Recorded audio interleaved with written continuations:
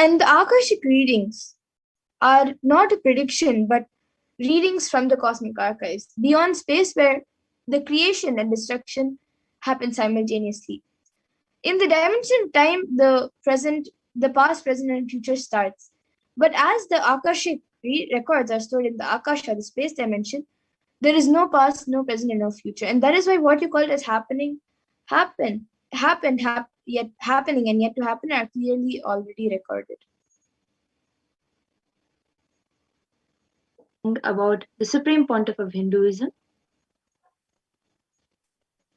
Supreme Pontiff of Hinduism, Jagadguru Mahasannidhanam, His Divine Holiness Bhagavan Nithyananda Paramashivam, is the reviver of Kailasa, a macrocosmic, ancient, enlightened Hindu civilization nation. The Supreme Pontiff of Hinduism is the 1000th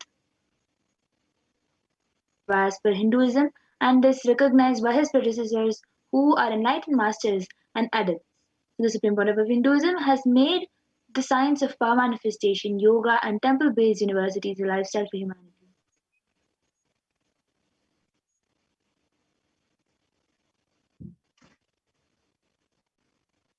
And the Supreme Pontiff of Hinduism is also ordained as the 233rd Guru Mahasannidhanam of Kanchi Kailasa Sarvagnipitam, which is the Tonde Mandala Adinam, the incumbent emperor of Suryavamsha Saranga Samrajyam, and the present Mahamandaleshwar of the Mahanirvani Akada, which is the largest apex monastic order.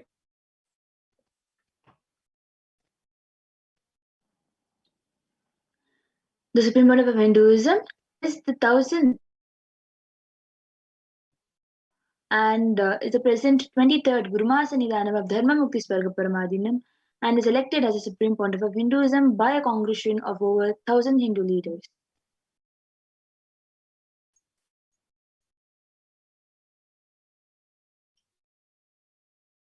He is also revered as a teacher of Hinduism, the most prolific, most viewed, read, and watched. And he has authored 300 books and 10,000 articles in 3 different languages, which are English, Tamil, and Sanskrit. And these are translated in 50 languages with over 1,000 titles. And he has also over 20 million copies of books and articles, which are sold, read, and downloaded in over 10,000 hours of discourses. The Supreme Pontiff of Hinduism has also enriched 1 billion plus lives digitally and is respected as a commentator of all sacred scriptures such as Upanishads, Bhagavad Gita, Shiva Sutras, Brahma Sutras, Yoga Sutras, Ashtavakra Gitas, Jain Sutras, and many more.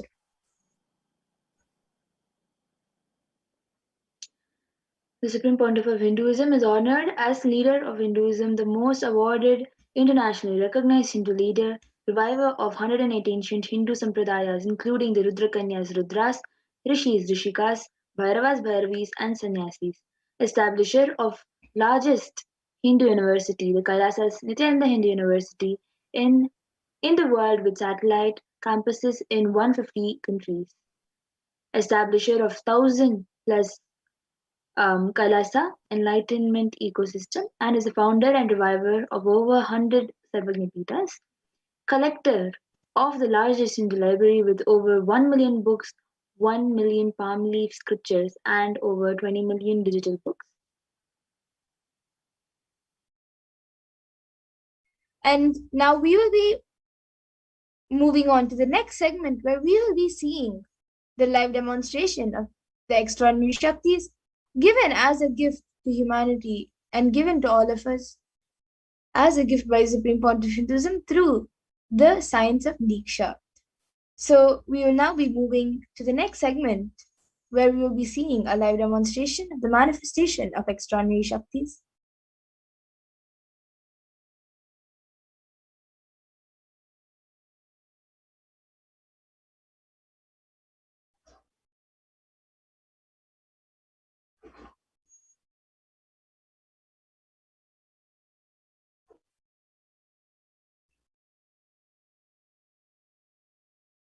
I request the NTV volunteer to project the power manifestation slides. And so today the Balasans and the Nithyananda yogis and the initiate disciples of the Supreme Pontiff of Hinduism will be sharing with all of us, with all of you, the experiences and results of the extraordinary manifestation of the extraordinary Shaktis given to us through the Diksha and initiation by the Supreme Pontiff of Hinduism. Yes, we can move on to the next slide.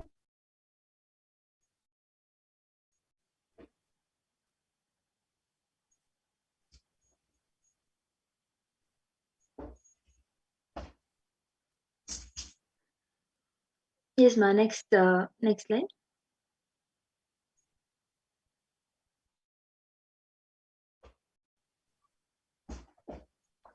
So in today's BHAVASAMADHI Darshan, all of us will be receiving the initiation into third eye awakening and various other powers with the blessings and the grace of the Supreme Pontiff of Hinduism.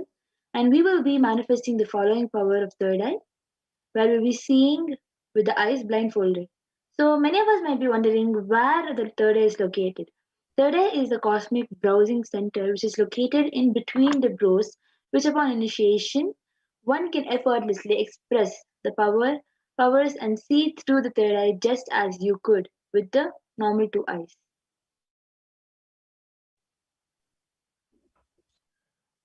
And now let's see what are Shaktis. What exactly are these Shaktis that we are speaking about and how they work?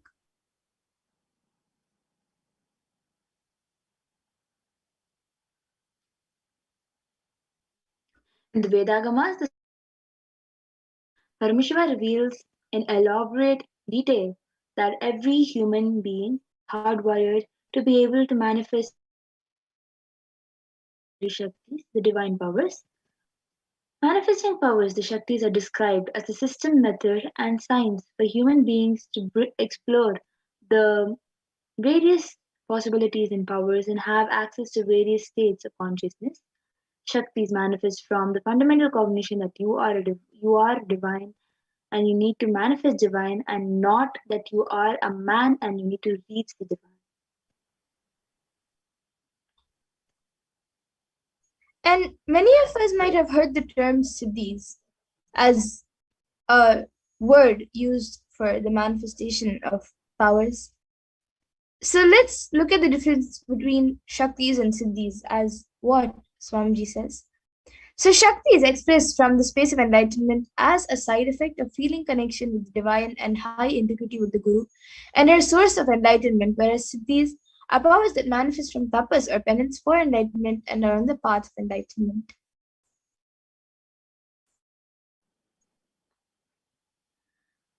And the Shaktis of Paramashiva manifest through ordinary human beings in an extraordinary way after initiation from the avatar and are permanent, whereas the Siddhis are not permanent and may divert you from enlightenment.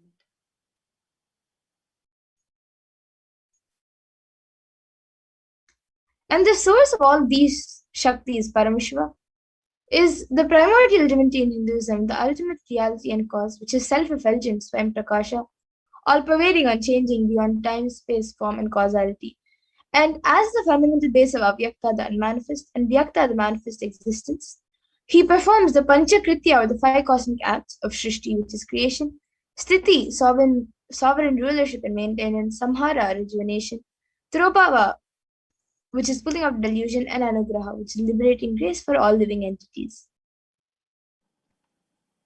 And the incarnation of that source of Shakti is Paramashiva, avatar of Paramashiva, the supreme pontiff of Hinduism, Jagadguru Master Nidhanam, His Divine Holiness Bhagavan Nithyananda Paramashivam, as the thousandth living of Paramashiva and the reviver of Kailasa, the ancient enlightened Hindu civilization and nation, the great cosmic borderless Hindu nation. Ever since the beginning of the civilization, the Sanatana Hindu Dharma has been the cradle of enlightened beings and highly advanced sciences.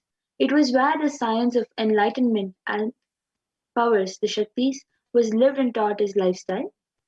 For the first time in modern days, the Supreme Pontiff of Hinduism is reviving these yogic sciences and transmitting it to the world at a record-breaking pace, which is never accomplished before.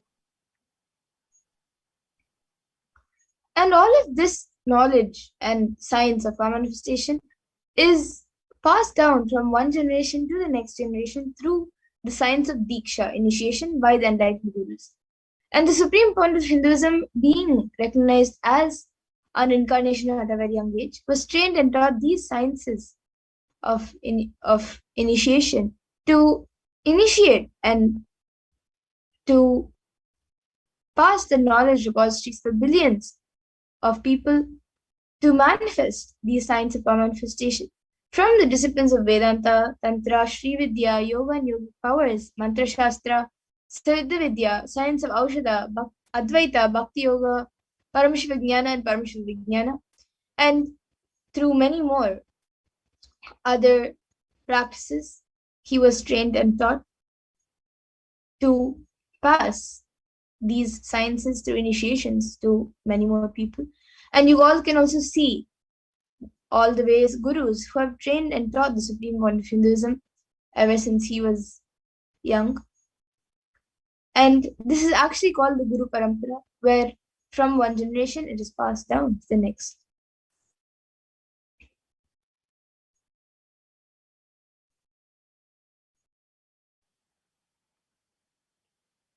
So, how do we awaken these divine Shaktis in us?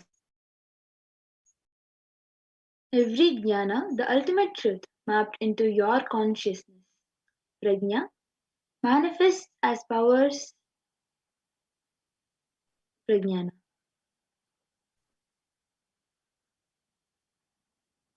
Diksha is the direct transfer of spiritual energy by an enlightened being So this is through a look, video on the science of word, or touch. The traditional Vedic book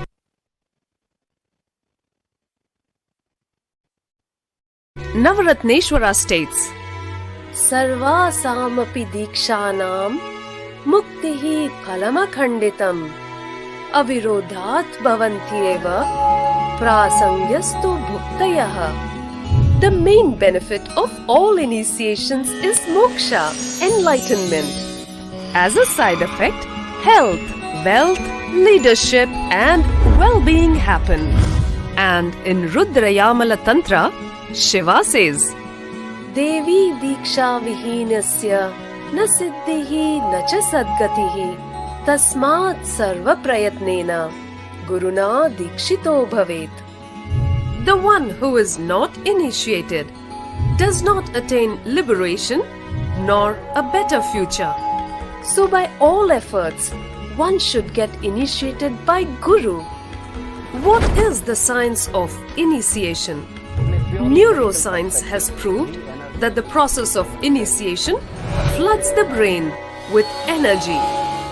This is the superconscious energy of Kundalini, our own highest inner potential energy. As the Kundalini flows from the thalamus to the cortex, it sets up a powerful energy loop within the brain, which awakens the latent non-mechanical parts which we have never used before. With increasing levels of coherence, the whole brain comes alive, turning into a superconductor of conscious energies that heal, empower, transform our lives, bliss and fulfillment. Initiation creates high awareness, visualization, creativity. It also slows the aging process and improves the immune system. Kundalini awakening, healing experience, levitation, teleportation, materialization. Experience the power of initiation through a range of exclusive programs conducted at the ashram. Nithyananda Dhyanapitham, Nithyananda Nagar, Biddi, Bengaluru. Contact 97422 03311 82774 90091. Visit www.nithyananda.org.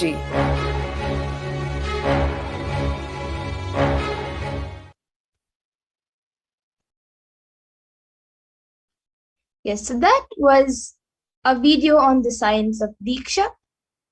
And now we will be seeing how the science of power manifestation is authenticated through four aspects of evidences or pramanas. The first is the Shastra Pramana, which is revealed in the source scriptures. The next is the Apta Pramana, the experiences and authorities of Hinduism, the Vedic rishis and scientists who time tested and verified the science. And then the next is the Atma Pramana, which is an account of the supreme point of Hinduism, this millennium's avatar's personal experience on the power of his experience of the power manifestation. And the next is the Pratyaksha Pramana, which is the empirical evidence from observation and scientific experimentation.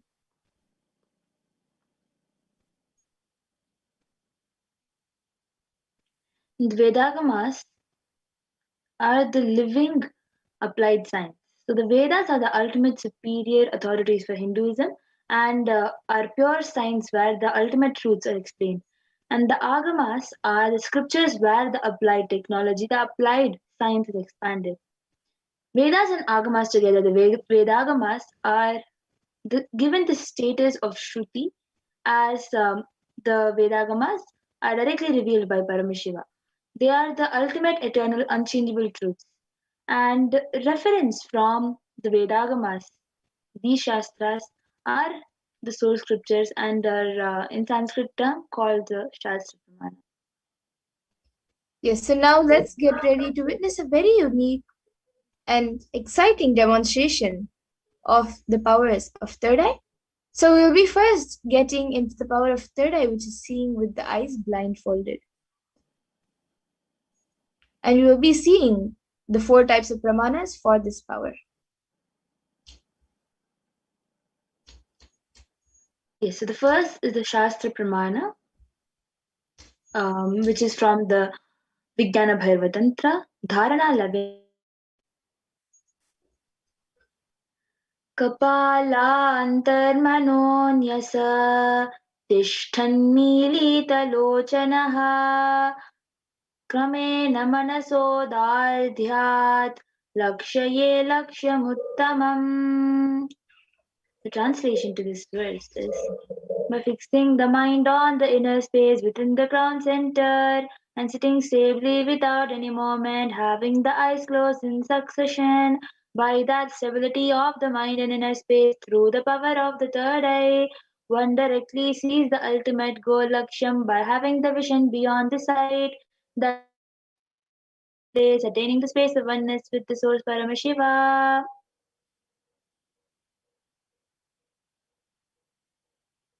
The next is the Apta Pramana, where Krishna initiates Arjuna into this power of third eye. न तु मां शक्यसे द्रष्टुमनेनैव दिव्यं ददामि ते चक्षुः पश्य मे योगमैश्वरम्. Bhagavan Krishna says to Arjuna, my cosmic form with these physical eyes of yours, therefore I grant you divine third eye vision, behold my cosmic opulence. In the Hindu Purana Bhagavad Gita, Bhagavan Krishna initiates Arjuna into the power of third eye to behold Krishna's Vishwarupa Darshan, the vision of his cosmic form.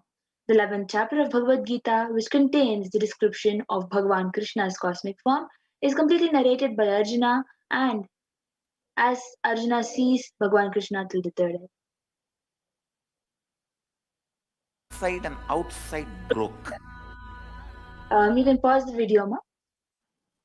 So the Atma Pramana, where in Swamiji's own words, where Swamiji is sharing the first experience that I was able to see everything around me, above me, the whole 360-degree, 10 directions below me, everything. I realized not only I was able to see, I was able to feel, experience all of that as me.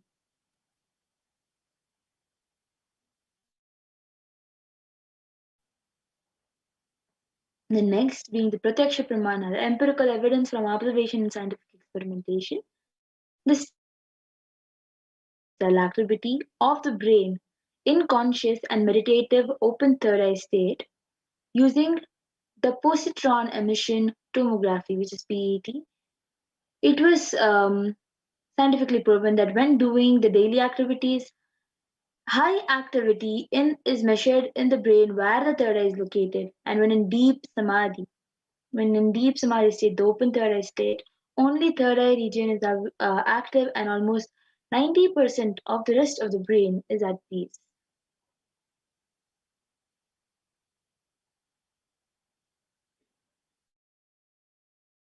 The Sakshi Pramana, This rare sacred science of third awakening is being made available to humanity for their ultimate enrichment and conscious evolution by the Supreme Pontiff of Hinduism as a living incarnation of Paramashiva. The Supreme Pontiff of Hinduism embodies the most profound yogic states that surpass all bounds of time, space, and matter. The Supreme Pontiff of Hinduism is gifting this pure, great science of third awakening along with many other spiritual sciences through initiation, which is Diksha. Millions of people have been initiated by the Supreme Pontiff of Hinduism and are experiencing the profound results as extraordinary power manifestation in their everyday life. So now we will be having the live demonstration of the Sakshi Pramana disciples of the Supreme Pontiff of Hinduism.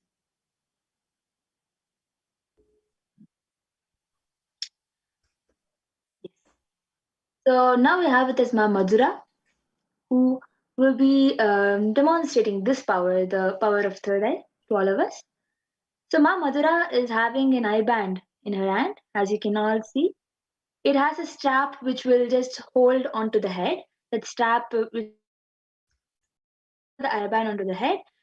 It has also a sponge attached to it, which will help with no light entering inside the eyes by sticking onto the face, and still it will be still comfortable as well as not let the light inside. So when this eye band is put on Ma Madhura's eyes, those two band, in those two openings of the eye band, the eyes will go and stick a little bit. See, as you all can see, these two openings, the eyes will just openings, and there is no possible way light can enter inside. The ophthalmology has already eye band will not help, not let any light inside. It is scientifically proven, and now request the volunteer who is there around Ma Madhura to put this eye band on Ma Madhura's face. Yes, so all of you can see the eye band being put on me.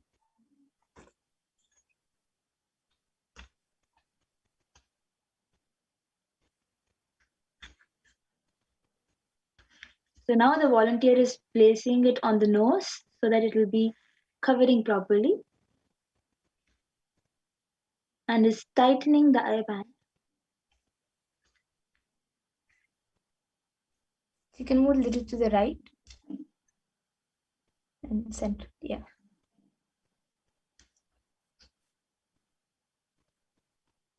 So as you all can see, the eye band has been put tightly on top of the face. And Ma Madhura is turning left, right, up and down and showing that there is no possible way of light entering inside. Yes. So then with this, whoever wants can comment whatever you want in the YouTube Yes, in the comment HDH section. Nithyananda YouTube channel. You can post anything you would like me to read in the comment section. Yes, I think the last comment we have is from Ma Nitya Maha Adbhut Charitra, who has put Nityanandam and then 3 Namaskar emojis with white hands or like brownish hands and then a red heart.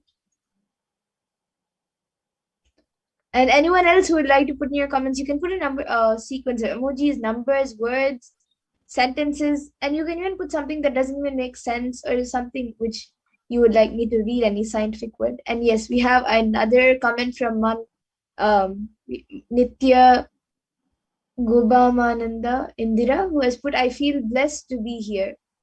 Yes, Ma, you are surely blessed with the grace and blessings of Swamiji. It is not a coincidence that you are here. Only with Swamiji's blessings, you can even be here. And we have another comment from Saranka Vityakaran, who Manitya Lalatakshananda, who has put Jivan Mukti Bhashya is the book to read, the Chaturmasya, and then a rose emoji and a emoji with 3 books, with a yellow book, blue book, and a green book.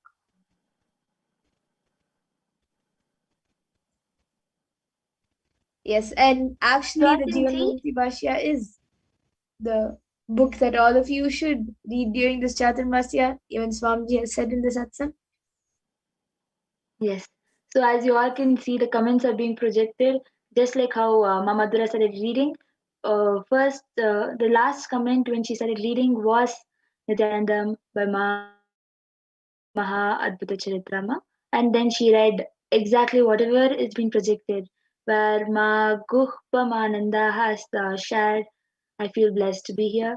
And Jivan Mukti Bhasha is the book to read this Chaturmasya with the same colored book. As you all can see exactly what Paramashiva revealed to Mamadura and what people have been commenting in the YouTube section is exactly the same. Yes, and we have another comment from Rahul Aswani, and he has put a heart emoji and a namaskar emoji.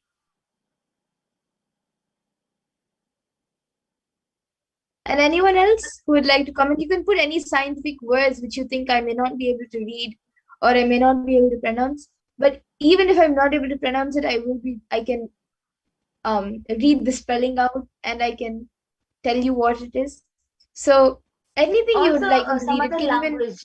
be a language, yes, a different language, anything you would like me to read.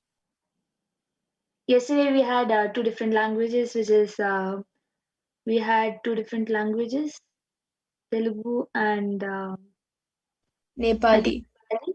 So anybody else wants any other languages, you can put it in the chat. You will see that either she will be able to write it down and show, or she will be able to read it out through the third eye.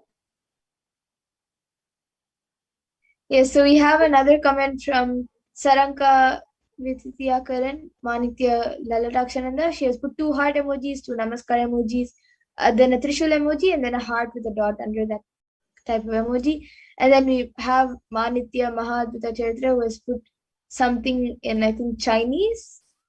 It looks like Chinese. And then we have Rahul Aswani, who has put alpha, beta, and gamma radio waves, and then a Deepa emoji and a flower emoji. And it is a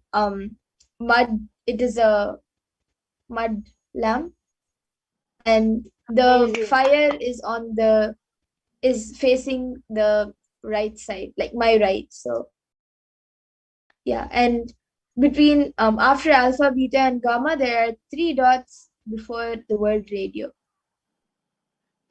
So exactly whatever has been put by Rahul Ashwaniya, which is some scientific terms. Exactly that is what Parameshwar revealed to my mother also. And Yes, as you and I all can think we see, have Ma another Adbhuta comment from Charitra has Saranka Vidyakaran Mantyalalakshananda. She has put something which I think is Gujarati, if I'm not wrong. It is some North Indian language. And then we have another comment from Rahul Aswani, who has put a thumbs up emoji and a smiley emoji. Maybe Ma Saranka and Mahadvita Chaitra, maybe you both can get back in the comments about what language it is. And yes, now Ma Saranka has again put, I think, something in Kannada. She has typed a word in Kannada. yes. So as you all can see, Ma has put in another language, which I think is, as Ma Madhura said, Parameshwar revealed to her as Gujarati. Rahul Ashwaniya has put thumbs up and a smiley emoji. And Ma Saranka has put in another language, which is Kannada. Yes, and all of you can also get back in the comment section. Maybe you can get back saying what language it is, and I'll be reading it through my third eye saying which language it is. Like you can, if it's Telugu or Kannada, you can get back in the comments saying what language it is, and I will read it saying with whatever you type. And Yes, anyone so else who would like to put any other comment can put your comments in. Yes.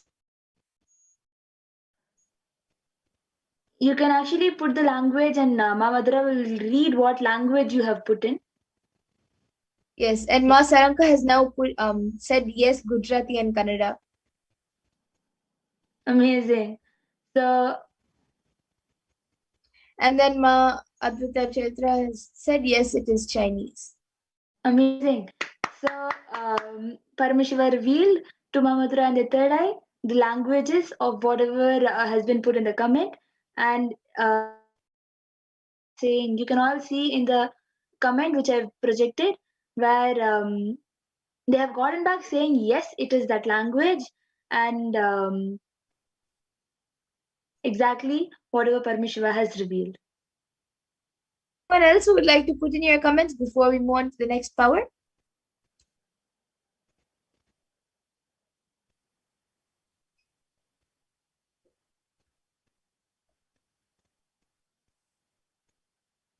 Okay, so now I request a volunteer to remove my IBAN. So I will be removing my IBAN now, and then all of you can see the IBAN.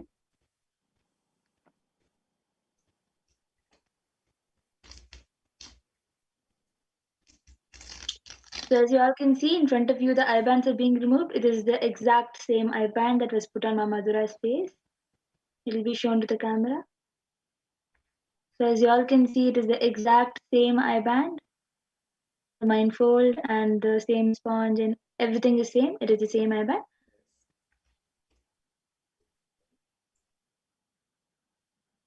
So then with this, we'll be entering into the next power, which is the power of body scanning.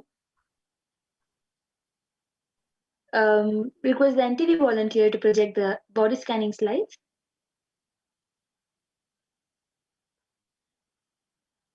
So in this power of body scanning,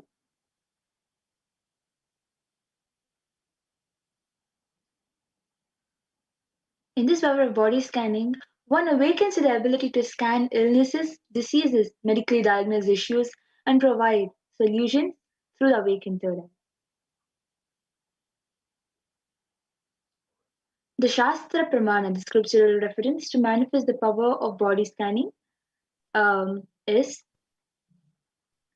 Swadehe Jagato Vapi Sukshma Sukshmatarani Cha Tatvani Yani Nilayam Dhyatvante Vyajate Para.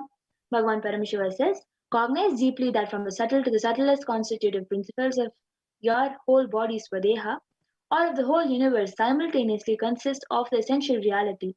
They are being absorbed in their source cause, Paramashiva. By the experience of such restful awareness, one becomes complete from all thoughts. Parashakti is revealed.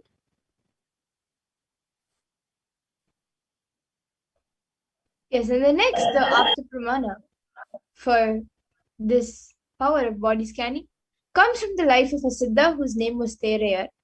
And he was one of the prominent disciples of Agathir. And one day, a man suffering from severe headache comes to Agathir for healing. And Agathir uses the power of body scanning and identifies the root cause of the headache. He reveals that there is a small terai, a type of frog, sitting in the person's brain. And Agathir then immediately instructs Terayar, his disciple, to perform an open head surgery and remove the frog. And after the surgery is completed successfully, the person is completely healed and cured of the headache, and thus Terayar gains his name, which is Terayar.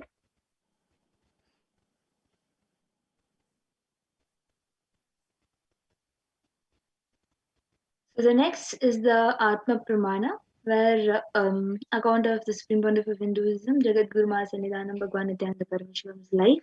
That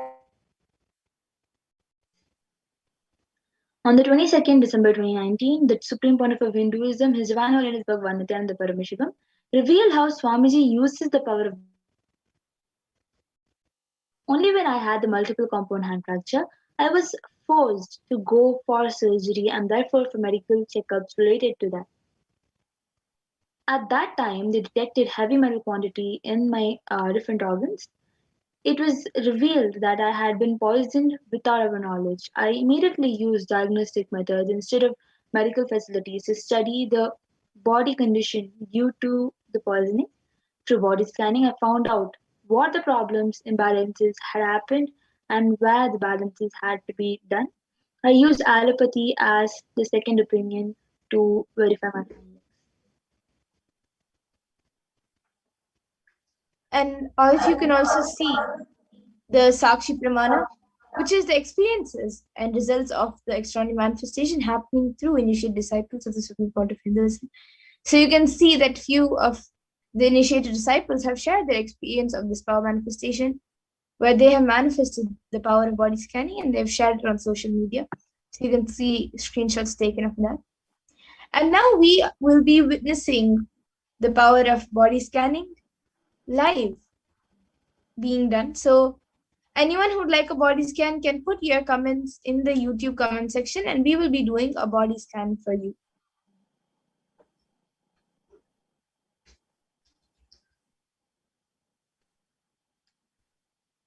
Yes, so then TV operator can unshare the slide.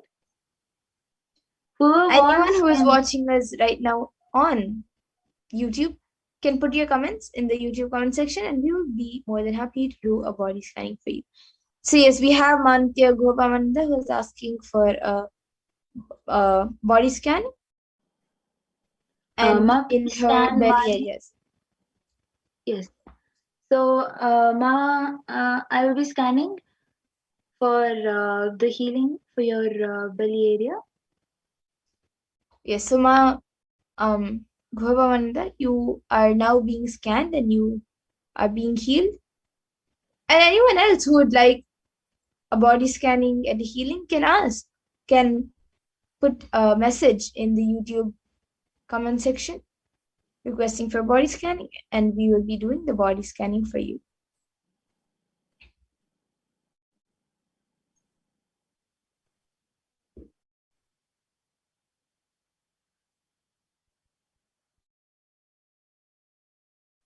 Yes, and I see Ma Saranka has asked, could you scan my body and tell me what my root pattern is? Yes, Ma. Now I will be scanning for you. So Ma Saranka, now you will be scanned. And once Ma Prajnana is ready, she will be sharing for Mantya Guhabamanda. Yes. So, Guhpamananda, I was able to see. I was able to see that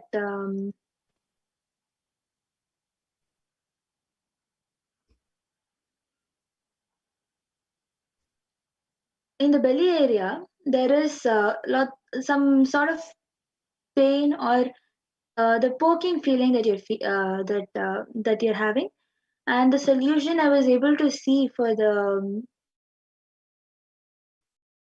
that I was able to see that you have to apply some turmeric mixed with lemon on your belly have castor oil and haritaki, which is going to help you a lot. I was able to for you. You can get back in the chat, ma. And Ma Mariam Dawood has asked, yes, ma, I would like to have a body scanning. And now I will be scanning Ma Mariam Dawood for her body. Yes, and Ma Saranka, what I was able to see for you, Ma, was that your root pattern is mainly attention need, and with that attention need, like that is the root, and from that fear also arises. So I was able to see these two as the main things at the age of 7. So like I was able to see the exact age when you develop a pattern for attention seeking, attention need, and like fear was around the age of 4 when you were, and like when you were going to become 5. That was around the time when you developed the pattern for attention seeking.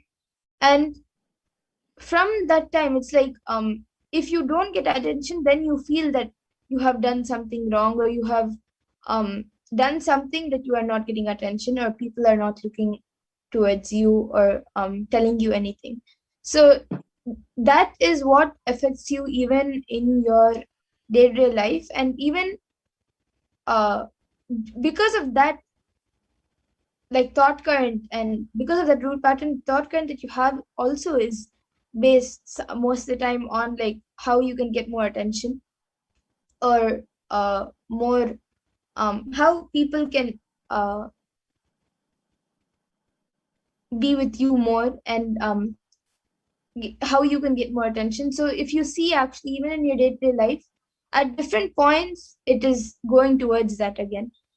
And that is also affecting you physically. I was able to see it's mainly affecting your stomach, and also it is also affecting actually your all the seven chakras. It is affecting that. And I was able to see, if you do the root pattern completion, intensely do the root pattern completion which Swamiji gives, and if once you've done that intensely, I was able to see that you will be able to start manifesting powers.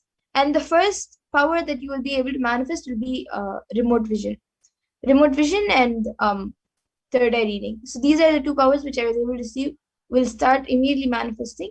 And along with it, you will also manifest consciousness over matter. So you will start manifesting these three powers, like really good, if you do an intense root pattern completion, especially with attention, need, and fear. So this is what I was able to see for Yuma. Yes. And now I'll be scanning for Mahad Putacharitra has asked to scan and tell why she finds it hard to motivate herself. So yes, Manav, I will be scanning you. And Goba Manand has also gotten back saying, yes, I do have poking pain in my belly, and also scan my root pattern. So yes, you can, once you have shared, you can maybe scan the root pattern from Auntie Goba Manand.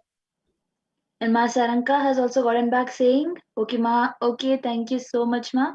Yes, it makes sense, Ma. Okay, I will do that. So now I will be revealing what Parmeshwar revealed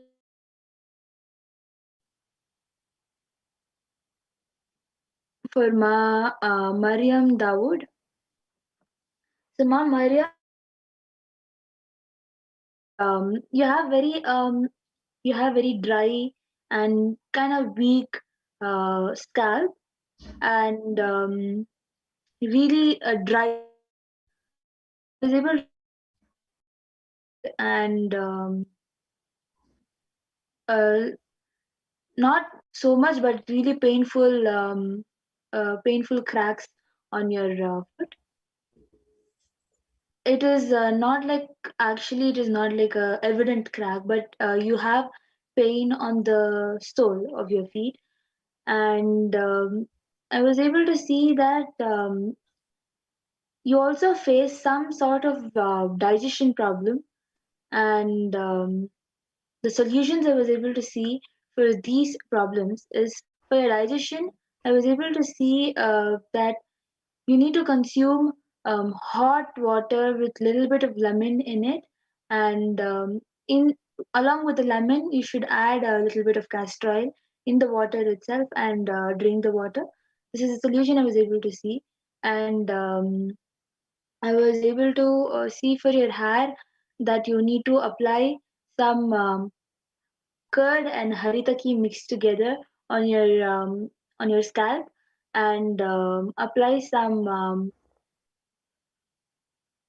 lemon on your sole with some honey on your sole, and you will be able to see that there will be improvement in your sole area from the pain, and your hair will become softer, and it will become stronger when you apply curd and haritaki mix. This is a solution I was able to see for your third eye, for your body. And next, Ma Gurbamananda has also asked for a root pattern scanning, which we will be doing. And Yadnesh Dargalkar Aya has asked for a body healing. So that will also be done. Yes. So when I Ma Mahadbhuta Charitra, what I was able to see for you was the only thing which is blocking you in where you means where you're why you're finding it hard to motivate yourself is because you're not taking a strong decision and a strong step to motivate yourself. Continuously remind yourself, chant Mahavakya, and tell Swamiji to flow through you. Ask Swamiji and connect in oneness with Swamiji, and as Swamiji flowing through you, motivate yourself. So this is what I was able to see for you, Ma. Yes, so and Ma Gupamananda, I was able to see that your root pattern goes back to you feeling scared of disappointing your loved ones. For example, you are scared that your mother will become disappointed. You were scared that your mother will become disappointed if you do not study properly. It goes back to when you were just 7 years old. When you were studying, you were having this fear that what if I do not study properly? What will my mom think? You have the fear. The root pattern is that you have fear of disappointing the people who you love the most. This is the root pattern I was able to see, and the completion I was able to see is doing the Samskara Dahana Kriya. You can get the Samskara Dahana Kriya from the website and do the Samskara Dahana Kriya in front of the mirror and with your with with your parents and um, with the close ones and complete this thought pattern, and you will see that it will be really helpful when you do the Samskara Dahana Kriya. And Yadnesh Dargalkaraya, I have done the healing for your body also. Yes, and even I have done a healing for you, Aya, Yadnish Dargal Karaya. And I was able to see for you just have a healthy diet that will itself keep your body healthy. So this is what I was able to see for you, Aya. And with this, we come to the conclusion of today's power manifestation segment. And for anyone else who would like a body scanning and healing and the manifestation of any other power, every day at 2 a.m. IST and 4 p.m. IST, we will be having the we will be having various sessions where we will be learning many things about the Parashakti, and we will also be having the power manifestation as we get ready for the Parashakti Akash readings. So you all can join us every day at 2 a.m. IST and 4 p.m. IST again. And with this, we will be moving on to the next segment where we will be learning about who is Devi Parashakti and how we can receive her. So I request the NTV volunteer to please project the next set of slides.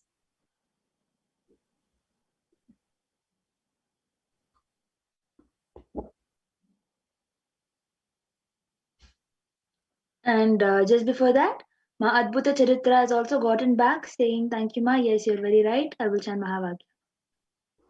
Yes. So now in this next segment, we will be learning about divine feminine consciousness and who is Devi Parashakti.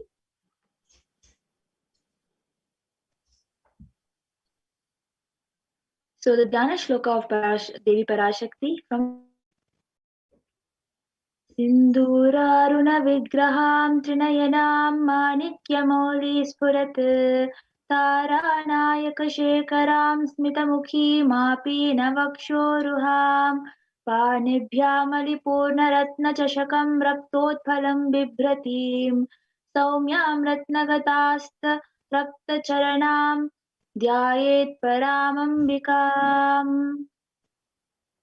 The translation: The Divine Mother is to be meditated upon as shining in a vermilion red body with a triple eyes, sporting a crown of rubies, studded with the crescent moon, a face face all smiles, a splendid bust, and hand holding a jewel cup brimming with mead and twirling a red lotus. And another Dhyana shloka of Devi Parashakti, which describes her beauty, is also in the Lalita Sahasranama. अरुणां करुणां तरङ्गताक्षीं धृतपाशाङ्कुशपुष्पबाणचापाम् अनिमादिभिरावृतामयुकैः विभावये भवानीम्. We can move on to the next slide.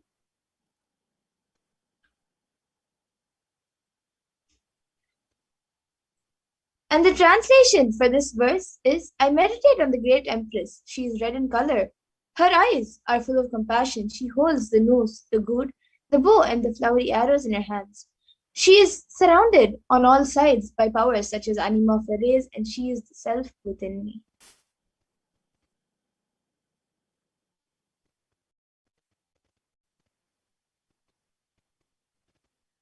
Devi, the ultimate pure feminine consciousness, Parashakti, is the cosmic mother. It is her cosmic womb from which billions and billions of universes comes out and goes in. Source where the Big Bang and black holes go on. Parashakti is the source energy, source power, from which all of us came, in which all of us are even now, and in which all of us are going to merge.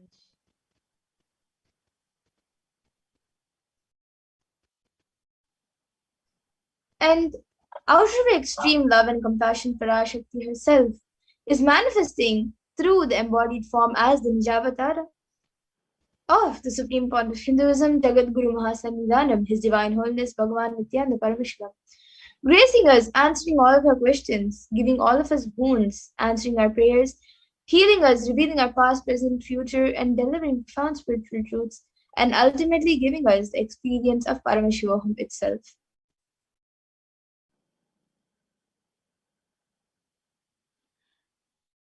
Words of Devi Parashakti herself, raising as Omkara, expressing as Vedas and Agamas, blossomed as Hrimkara, filled as Parashodasi, living in 40 triangles.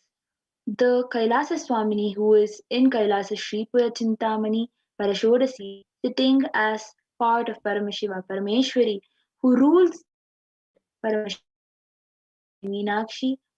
As Nityananda, I took Nijavatara here to give good boon to everyone, to bestow all goodness. Hiranyagarbhaswarupini, Brahmanda Yoni, Shami, Chandramauli, Rapala, Aparna, Uma, Parvati, Savitri, Navayavana, Samraja, Lakshmi, Parameshwari, Parashodasi, Meenakshi, taking the form of Nityananda, I came great compassion and blessing. Listen, people, to do good to all of you, I took the form of Nityananda and came down as Nijavatara.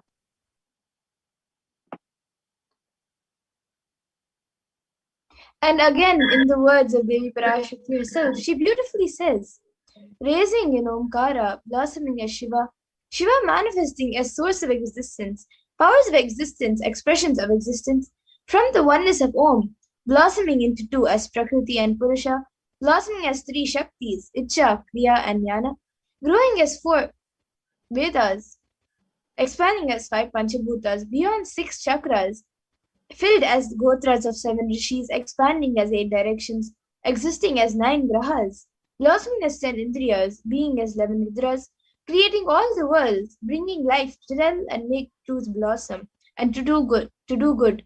Parashodasi, Meenakshi, taking the form of Nithyananda, I came to bless every one of you.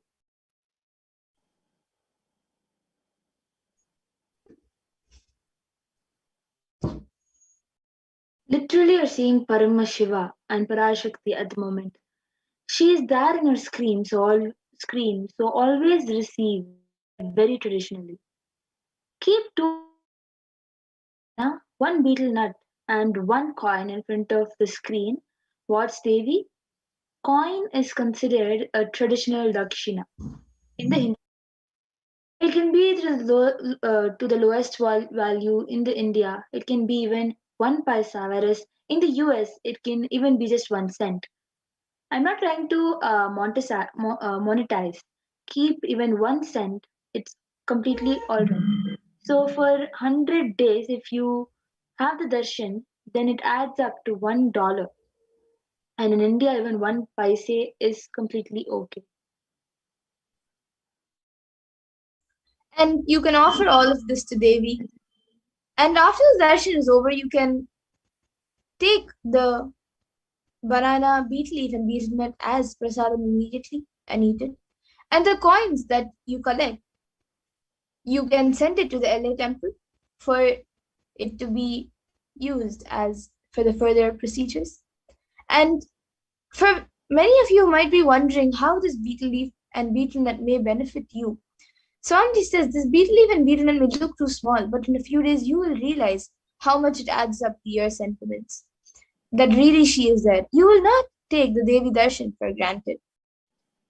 And the rituals will break your monotonous unconscious mentality and lifestyle and remind you and raise you to the powerful cognitions. It will break your unconscious behavior.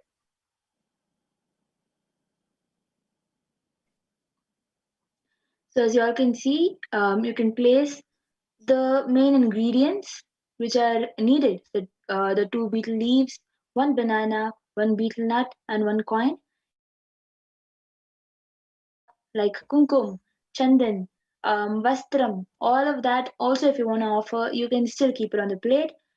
And you can place the betel nut on top of the betel leaf and the coin on top of the betel nut, and then you can place a banana towards the side. You can even add a coconut to your tambulam plate, and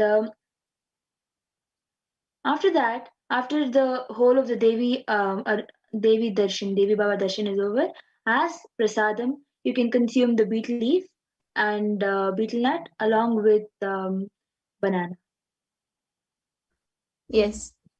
And now with this, we come to the conclusion of this segment where we have learned who is Devi Parashakti and a little bit of what she has revealed for as she is giving us all the blessings and boons.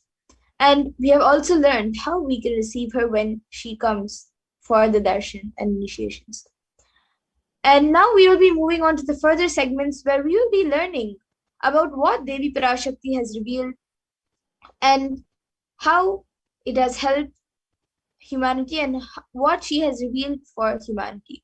So we will be learning about this in the next segment, and we will be back after a really short break to continue to the next segments. So please stay tuned. Thank you, Nithyananda.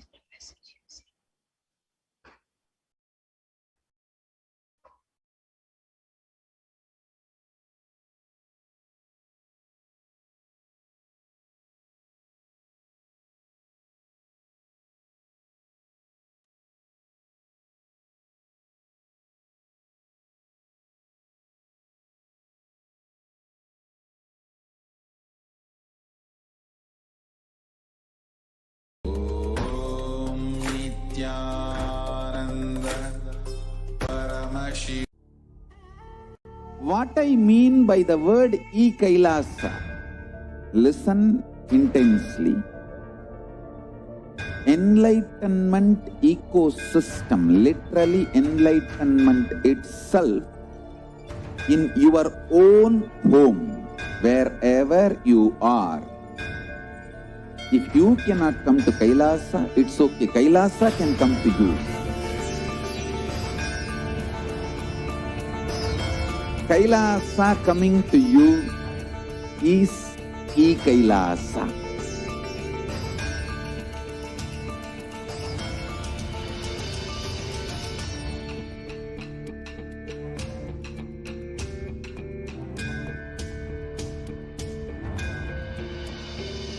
I will revive Hinduism. I am a Hindu revivalist, not by any revolution, but by evolution.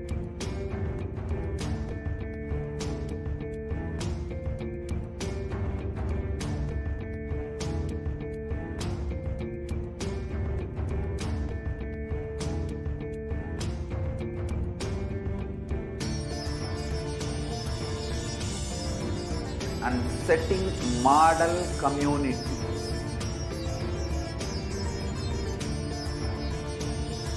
Kailasas, enlightenment ecosystems, Sarvanya Peethas all over the world.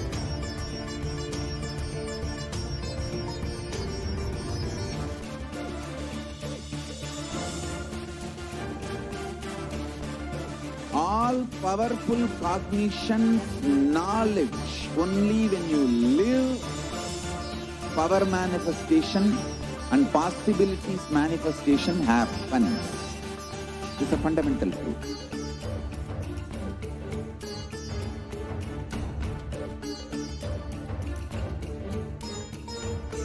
Hinduism cannot live exclusively as one sampradaya. No. All sampradayas of Hinduism.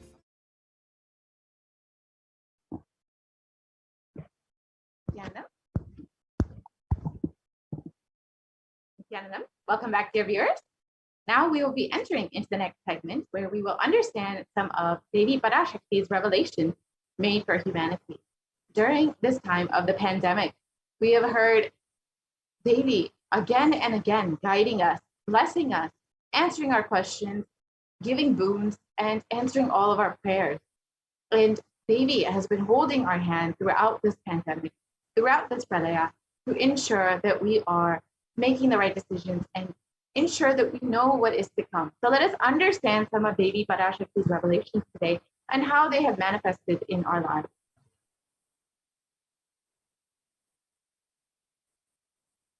We can move to the next slide, please. Out of his extreme compassion and love, the Supreme Pontiff of Hinduism is manifesting Devi Parashakti herself and gracing us, answering all of our questions, attending to our prayers, giving boons, healing us, revealing our past, present, and future, delivering profound spiritual truths, and ultimately giving us the experience of Paramashivoham itself.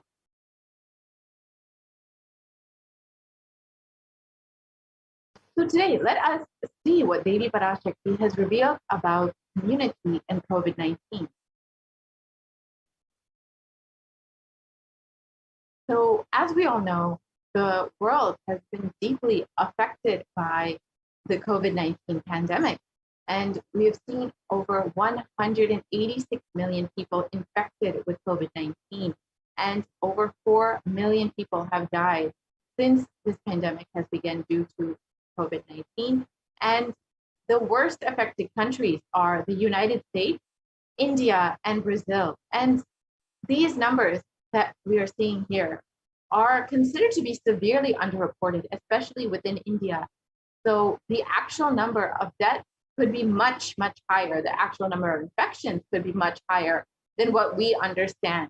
The New York Times has reported that the number of deaths within India alone could be 14 times what has been reported. So this is just a very brief understanding of where we are. However, it could be much worse. The scenario could be much worse. So let us understand what Devi has revealed about this COVID-19 pandemic and how it will affect the immunity strength of human beings.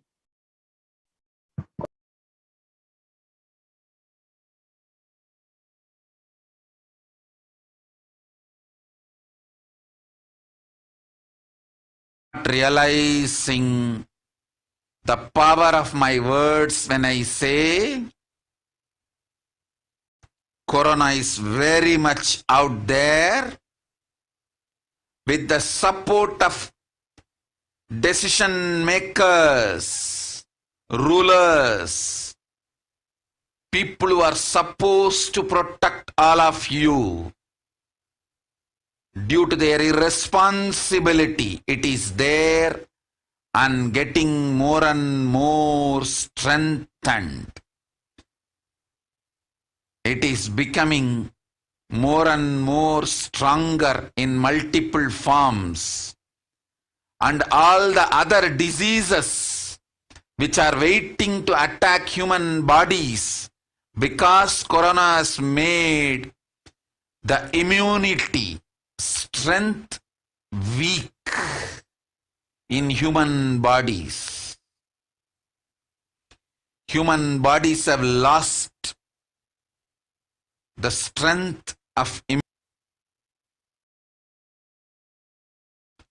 all the multi-layer after effects and side effects of this pralaya in political situations, economical situations, social situations, mental situations, in every level.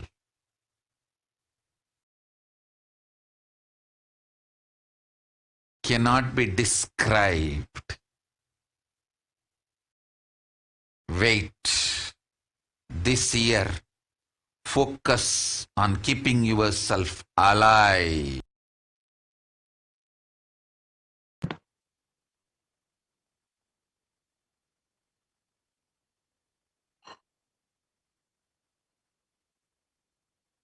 So let us reiterate Devi Parashakti's words on the 18th of June, 2021. Still, you are not realizing the power of my words. When I say Corona is very much out there with the support of decision makers, rulers, people who are supposed to protect all of you, due to their irresponsibility, it is there and getting more and more strengthened. It is becoming more and more stronger in multiple forms. And all other diseases which are waiting to attack human bodies. Because of Corona, it has made the immunity strength weak in human bodies. Human bodies have lost the strength of immunity power. All the multi-layer after effects and side effects of this pralaya in political situations, in economic situations, in social situations, mental situations, in every level cannot be described. Wait, this year, focus on keeping yourself alive.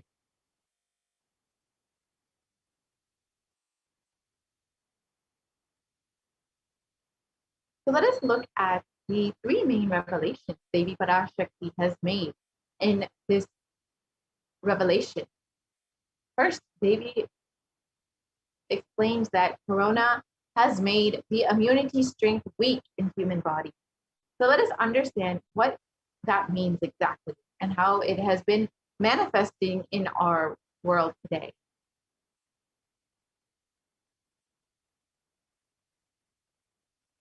So it was reported in Science Daily on 29th of June 2021 that new research suggests that a coronavirus infection actually alters the biomechanical properties of red and white blood cells, in some cases for months, a possible long explanation for long COVID. So as we can see, exactly as Devi revealed, corona is actually weakening the immunity strength of human bodies and physically changing how the immune system works and how the physical aspects of the immune system.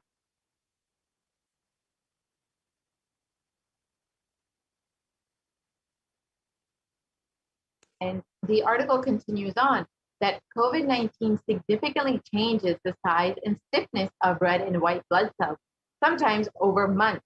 These results may help to explain why some affected people continue to explain symptoms of long after an initial infection of COVID-19. And exactly as Devi revealed, people over the course of time will continue to experience the weakening of their immunity, the weakened immunity.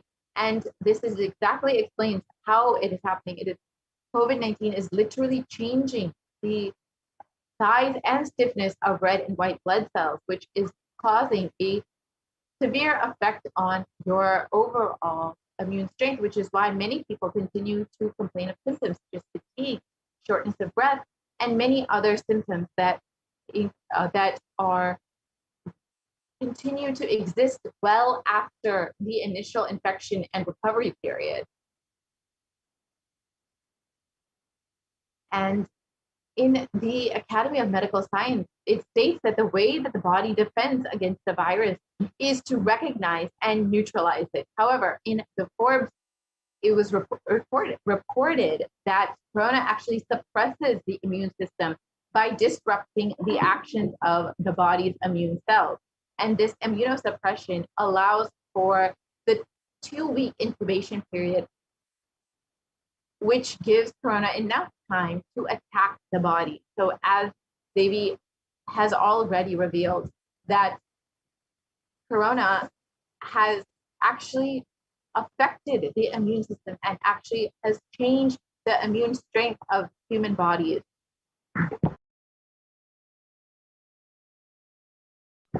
And it has weakened the immune system. So here, let us look at a typical timeline for someone who is suffering with COVID-19.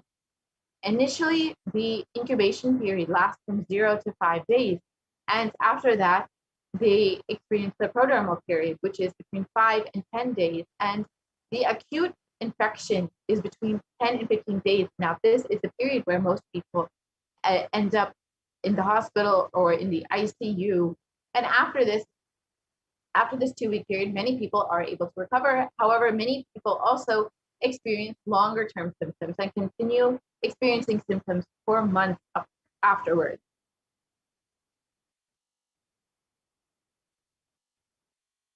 And can we go back to the previous slide, please?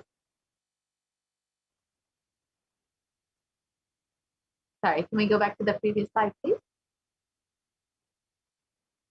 Yeah. So further studies, sorry, can we go back to the previous slide? We can go back to one more previous slide.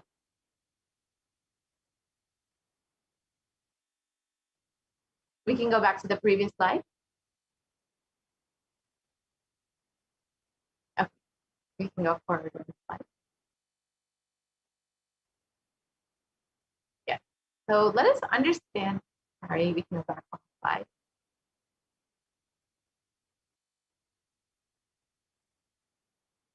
Sorry, can we go back to the slide with graphic with COVID-19? One more slide forward. Sorry, we can go forward one slide.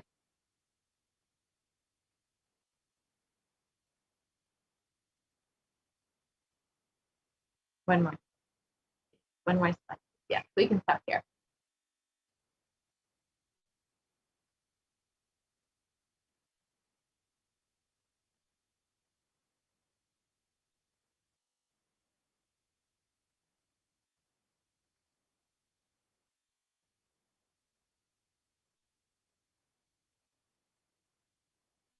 So as we stated, this is the typical timeline for someone who has been infected and is suffering with COVID-19. So we can move to the next slide, please.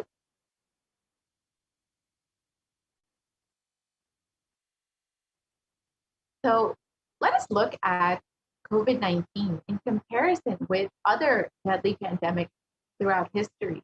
If we can actually compare specifically with the HIV pandemic, which you can see on the far left side, we can see that the HIV pandemic has taken over 35 million lives over the course of 40 years. However, the COVID-19 pandemic has only been affecting humanity for the past 2 years, and it has already taken the lives of over 4 million people. And these numbers, again, as I stated earlier, are considered to be severely underreported. So we can imagine how many lives are actually been taken from this pandemic over the course of less than 2 years.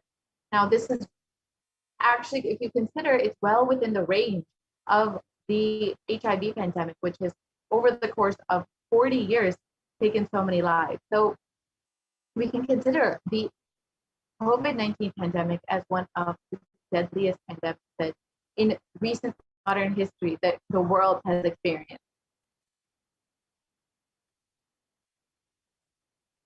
So let us look at some of the long-term effects of corona on immunity. Recent studies show that the University of Oxford found that the cells are profoundly impaired after recovering from COVID-19. And in the British Society for Immunology, they have claimed that the effects of COVID are far beyond the respiratory health. It also affects our cardiovascular and renal system. So literally, COVID-19 is affecting multiple organ systems and is affecting how our body responds to other diseases and how our body responds, our immune response. So as we can see, Devi revealed this, that COVID-19 will literally weaken the immune system. And exactly as Devi revealed, we are seeing how it is manifesting.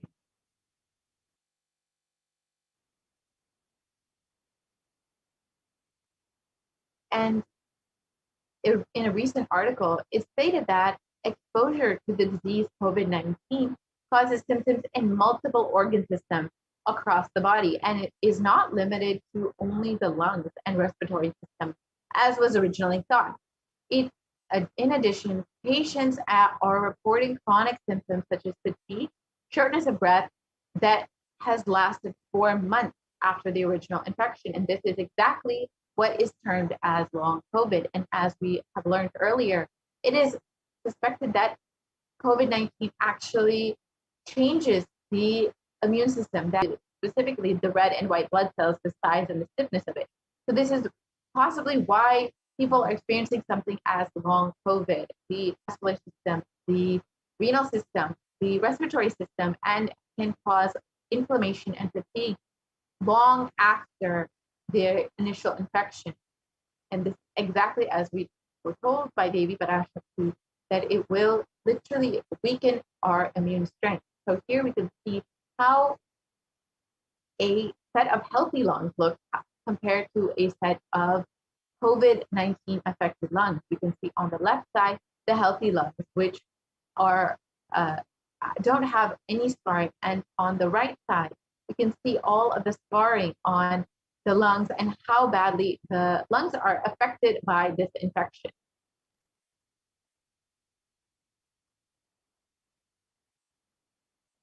And the symptoms in the CDC, it was reported that symptoms can last weeks or months after the first initial onset of infection, and it can affect multiple organ systems that can include the heart, the lungs, the kidney, the skin, and the brain function.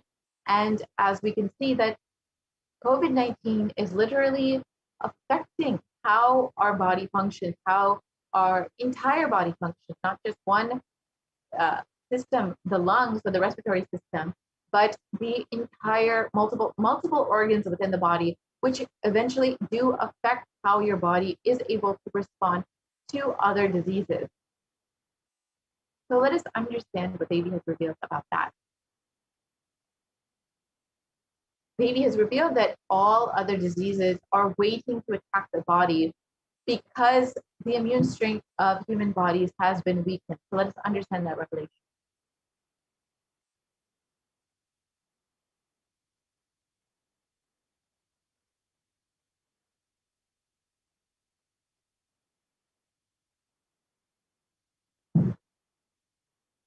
So as many of us have heard, black fungus, white fungus, and other fungal diseases have been sweeping the nation in India and have been primarily affecting COVID-19 recovered patients. And in one article, it was reported that over 9,000 cases of this rare infection were discovered. This was in early June.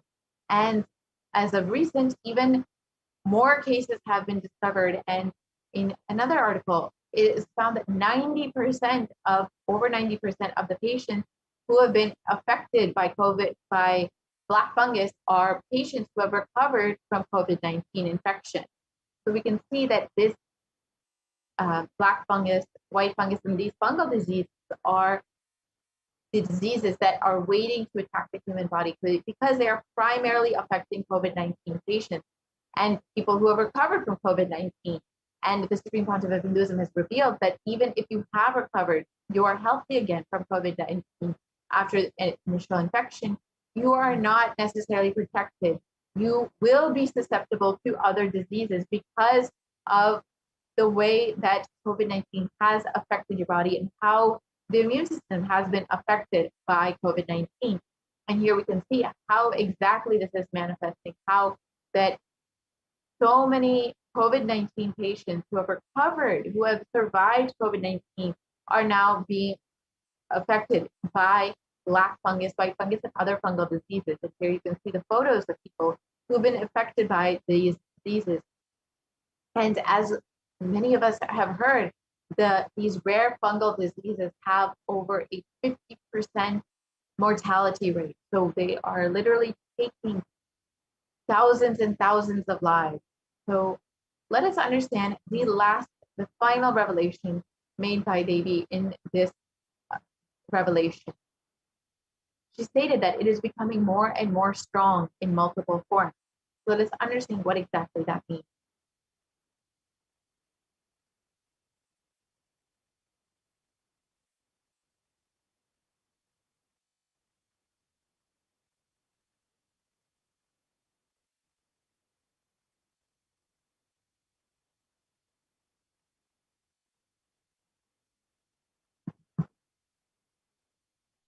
So as many of us have heard, there have been several variants coming out of various countries, including Brazil, South Africa, UK, and India.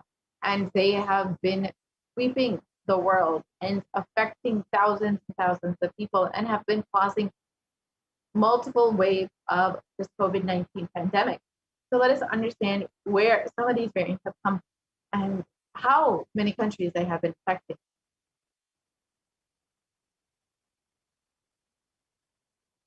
So the Alpha variant has come out of UK. The Beta variant has come out of South Africa. The Gamma variant has come out of Brazil. And the Delta variant has come out of India. And the Delta variant is one of the most highly transmissible variants and has been severely affecting the population in India. And viruses generally mutate, but in the case of COVID, we have seen that they are becoming more dominant. And as we can see, the variants that have been sweeping the world and affecting thousands and millions of people across the world.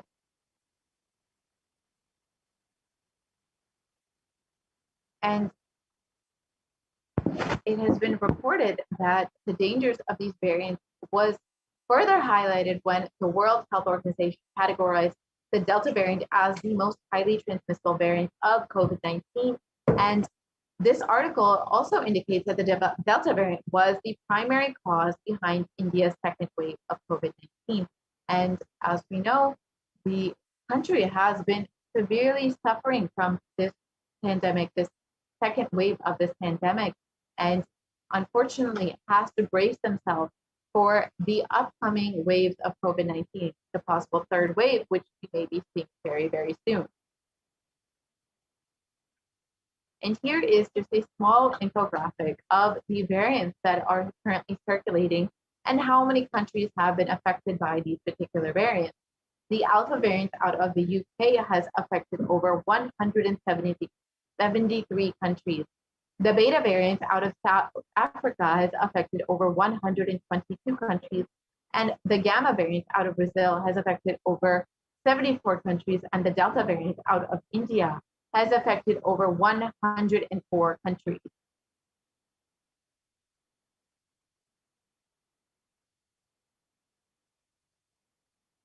And other variants of COVID-19 have also been recently discovered, and over 4,500 sequences of the variants have been detected in about 60 countries.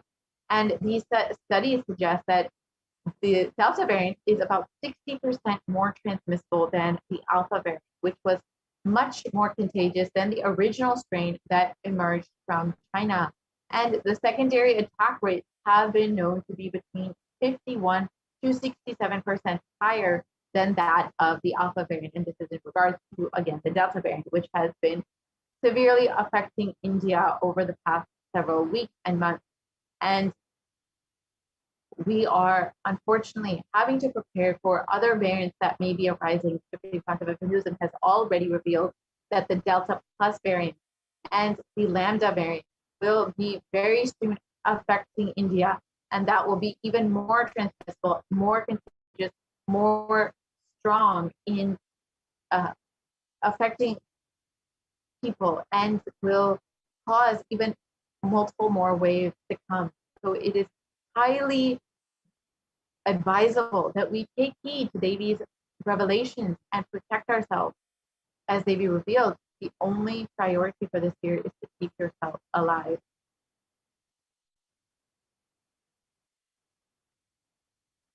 On the 14th of April, 2021, Devi revealed what Sharmila, exactly. Corona Yes, we can play this.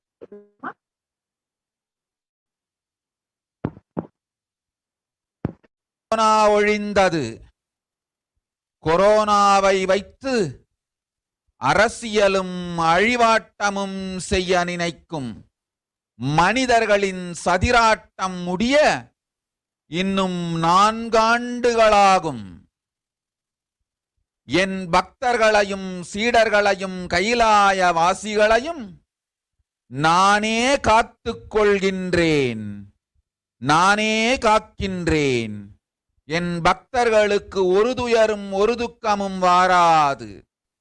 ஆனால் உலகின் இந்த கொரோனாவின் சதியாட்டம் முடிய 4 ஆண்டுகள் ஆகும். 2025 தான் அடங்கும். இது சதியாட்டம், மனிதர்களின் சதியாட்டம்.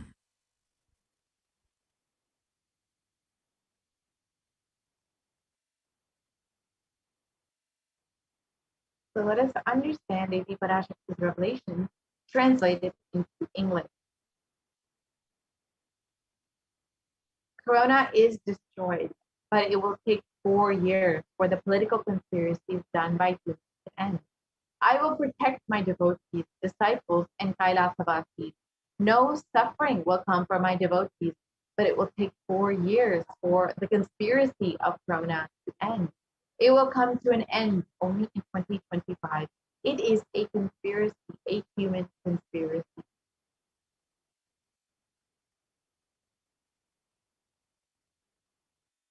So in this article, it has been highlighted that it is likely that India will be experiencing a 3rd wave of COVID-19 and that it is nearly inevitable. And it states that it will peak between October and November. Devi has already revealed that in Puratasi month, the month between August and September, the 3rd wave will be coming. And as for Devi's revelation, you can see that there is in fact more COVID-19 to be coming for India. And this article continues to say that if new variants are discovered, it could spread faster in this 3rd wave. And as the Supreme Pontiff of Hinduism has already revealed, there will be other variants, the Delta Plus variant and the Lambda variant. And they will be a very serious cause for concern for India. So let us take heed to Devi Parashakti's revelations and guidance and see how we can help ourselves during this pandemic and pralaya.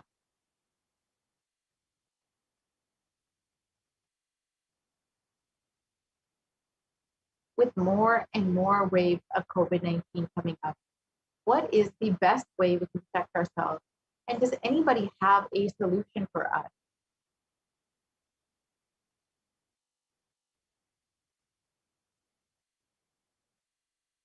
Kailasa is the only place that is safe, and the Supreme Pontiff of Hinduism is the only hope for humanity.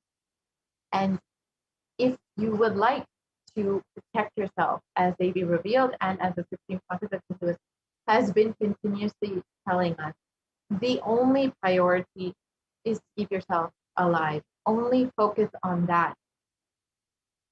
If you would like to protect yourself with multi-layer quarantine, if you're living in India, especially during this time, and you would like to protect yourself, you are able to protect yourself in one of the multiple Kailasas, the enlightenment ecosystems opened by the Supreme Pontiff of Hinduism for the sake of multi-layer quarantine.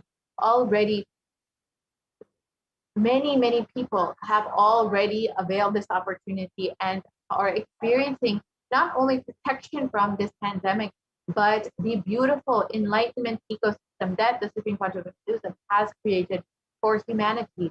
And they're literally living in the womb of the Supreme Pontiff of Hinduism with all of the physical and spiritual protection.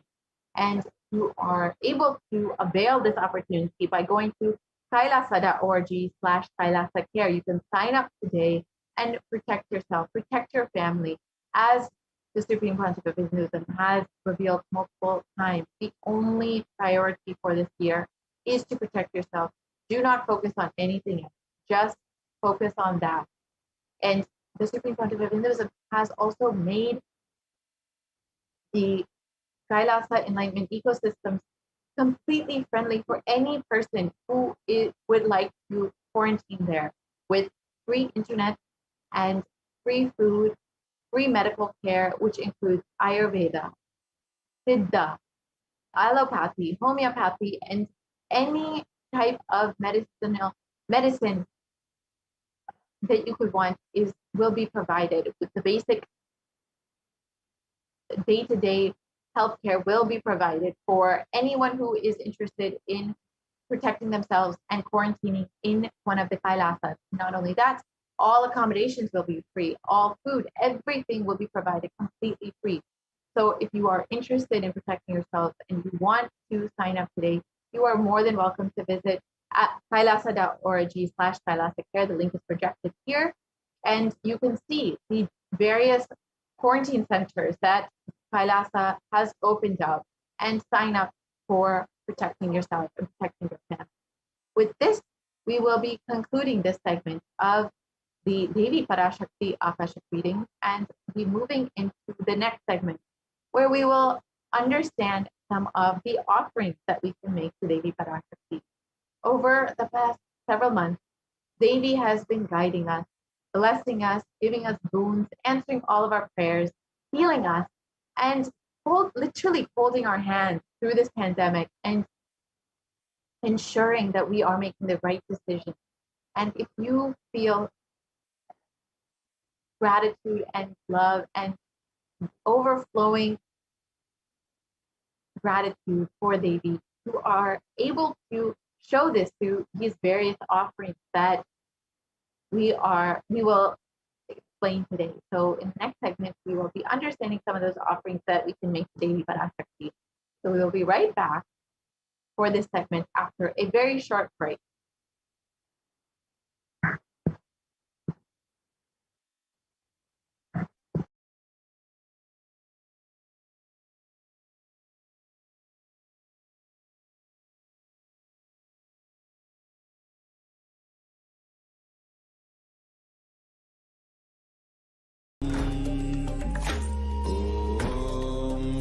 Nithyananda Paramashivoham. What I mean by the word Kailasa, listen intensely. Enlightenment ecosystem, literally enlightenment itself, in your own home, wherever you are. If you cannot come to Kailasa, it's okay. Kailasa can come to you. Kailasa coming to you is Kailasa.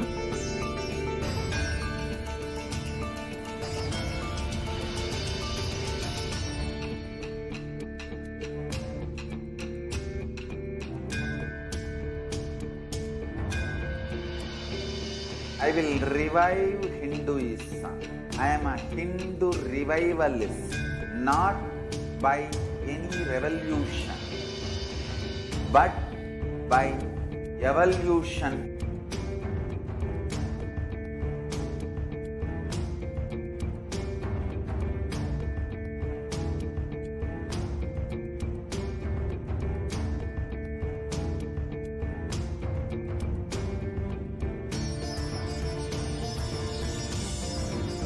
And setting model communities.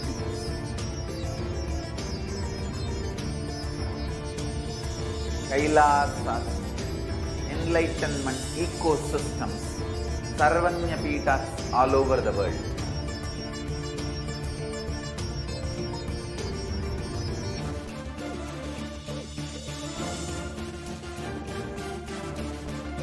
all powerful cognition, knowledge. Only when you live, power manifestation and possibilities manifestation happens. It's a fundamental truth.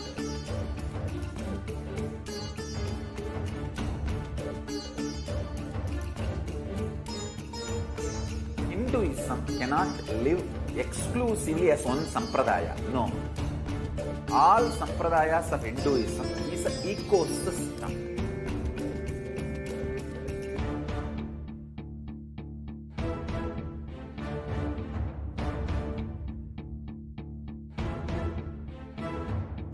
So don't keep quiet thinking that if one sampradaya is attacked, only that sampradaya is going to be affected.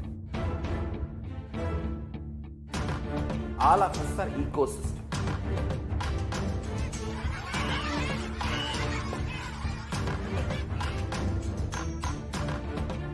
I invite all of you to get involved and enjoy Hinduism by the principle of Dharmo Rakshati Rakshitaha. When you protect Dharma, Dharma protects you. We will make the whole planet flourish spiritually. The spiritual prosperity will happen to the whole planet. We all have to coexist together.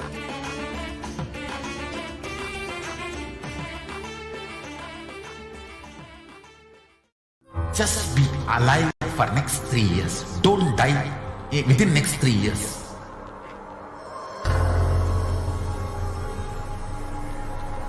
Just don't die within next 3 years.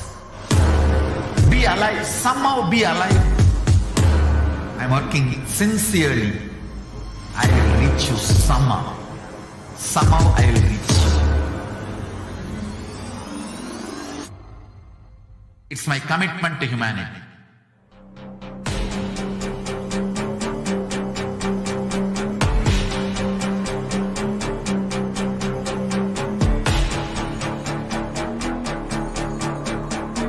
Just don't die within the next 3 years. I will reach you wherever you are, whichever corner of the world you may be. I will reach you with enlightenment. You manifesting the space. Nithyanandam, welcome back to all of the viewers who are joining with us today. Now, let us enter into the next segment on the various different offerings that you can do to Devi Parashakti, offerings that we can offer to Devi Parashakti. Yes.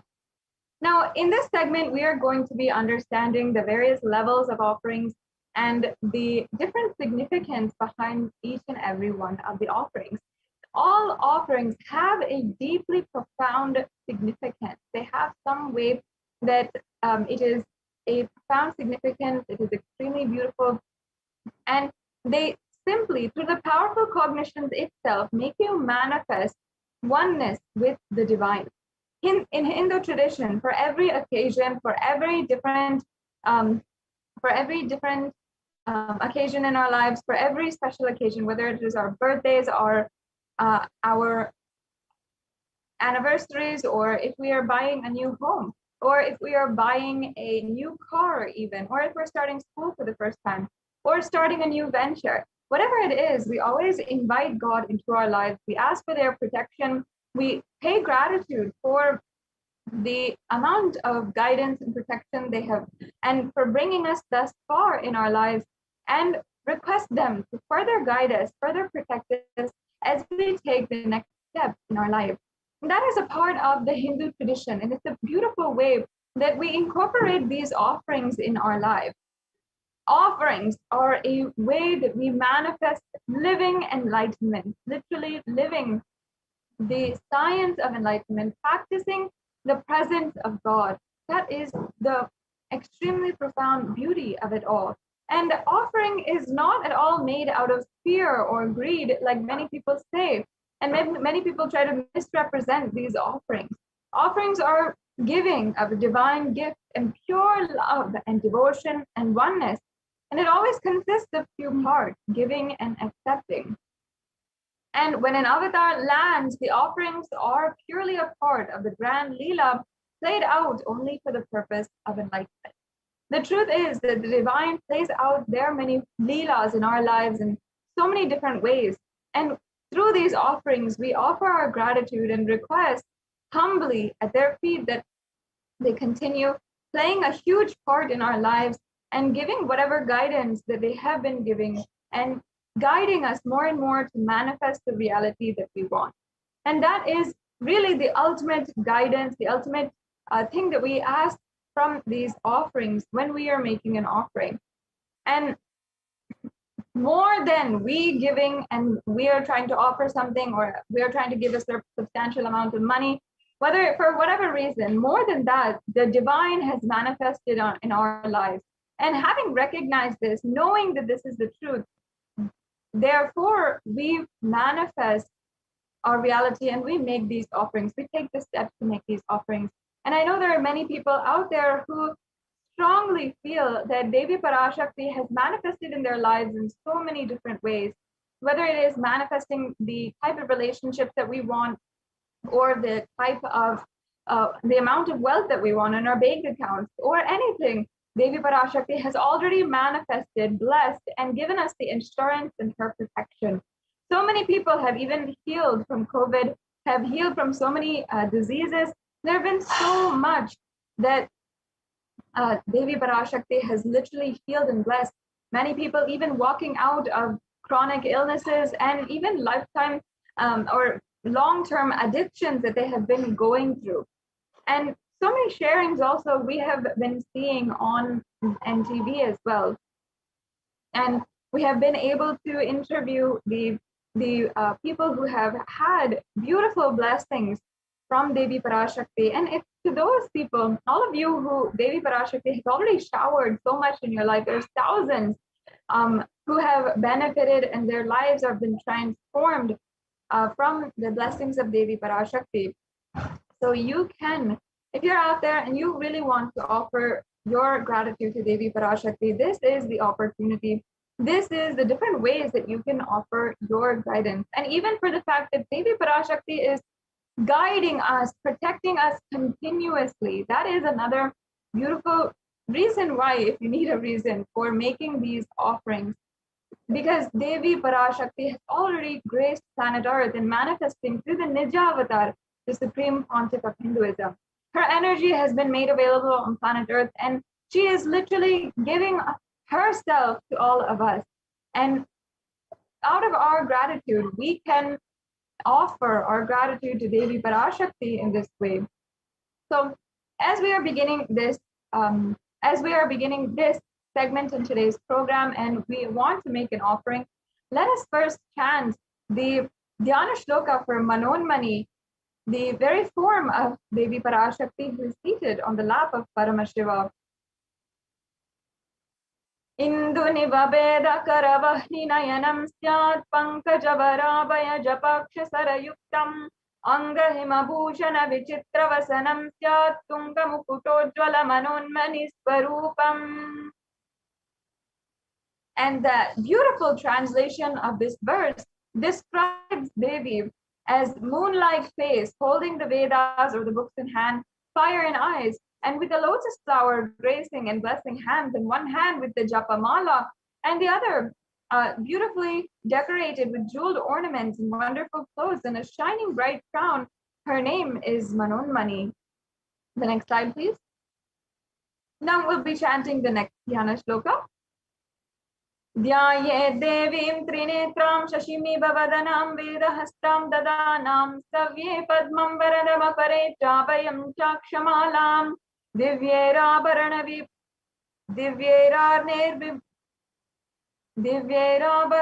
vibhushitatanum brahmadi pujitam devimeva manun manim pradidinam kamatradhatrim shubham.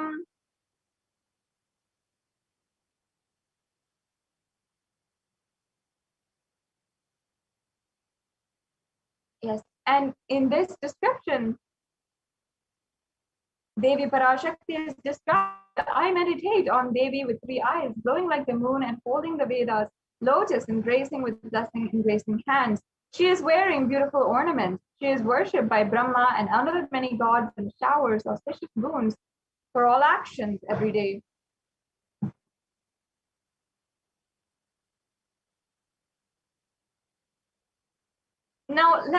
Now we have invited and invoked the presence of Devi Parashakti among us. Let us now understand the foundation, build the foundation and establish the significance of various different aspects of these offerings, beginning with the significance of the element gold. In this day and age, for human beings, you and I know the significance that society places on gold. We know its economic value. We know that it's a precious metal, and we know all the folklore and the popular culture behind gold, how it's associated with treasure. And from thousands of years, gold has always been such high value. But unfortunately, due to the lost sciences of Sanatana Hindu Dharma, the sacred significance behind gold is actually lost. We don't know what actually gold is worth to us. In fact, gold is a divine element. It purifies anything that it touches, and it is an element of spiritual significance and great spiritual power and healing and enlightening. Gold has the power to infuse sattva energy and infuse positive thought currents, and it can purify the being, and it can literally electrify, literally be able to powerfully energize anyone who wears it or anyone who even sees it or operates within its vicinity. Excuse me.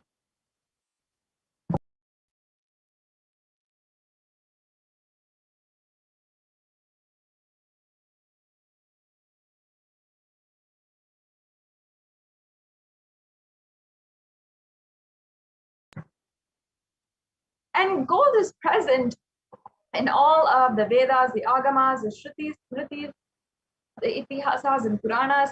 And in the Hindu scriptures, it is abundantly displayed that gold is the most auspicious and purest metal, which purifies our being.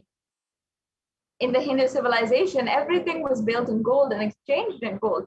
Ritual feasts were offered in gold bricks. And one was to be saved from life-threatening illnesses, gold was offered as a ritual feast. And gold was in abundance and used for weighing equivalent amounts of commodities, including cows. And kingdoms were built with huge doors of gold. The streets would have huge doorways and huge archways made of gold. And even the horses and cows were all dressed and adorned in gold and worshipped as the divine, literally.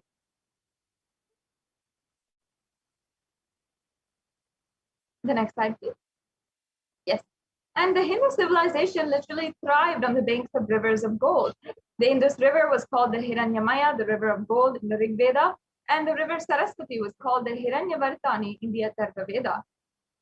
Gold is the supreme element for offering gifts to the ones you love and revere, and temples are constructed and paved in gold. Deities are made in gold and decked and adorned in gold because it preserves the enlightenment energy. For thousands of years, it literally lasts forever. Now that we have established each and every aspect of gold, which is extremely profound, let us now go into the array of offerings that we have. And beginning with the E-Hundi offering. The E-Hundi offering is a beautiful offering which you can do for any amount. It's a general donation. And all of us Hindus know that whenever we go to the temple, we usually offer a few coins in the plate to the pujari, or we offer in the hundi, and that is a part of our sacred sentiment. Simply out of our gratitude for the divine gracing us, making themselves available to us on planet Earth. That itself is what we are so devoted to them for. And Devi Parashakti is described as the one who adores and accepts all kinds of devotion when she is named as Bhakti Priya in the Lalita Sahasranamam. And there is a beautiful verse which I'll now be chanting from the Lalita Sahasranamam. Bhakti Priya Bhakti Gamya Bhakti Vashya Bhayapaha Shambhavi Sharadharadhya Sharvani Sharmadayini Devi is fond of true devotion and is realized through true devotion. She can be won over through true devotion, and she removes all fears.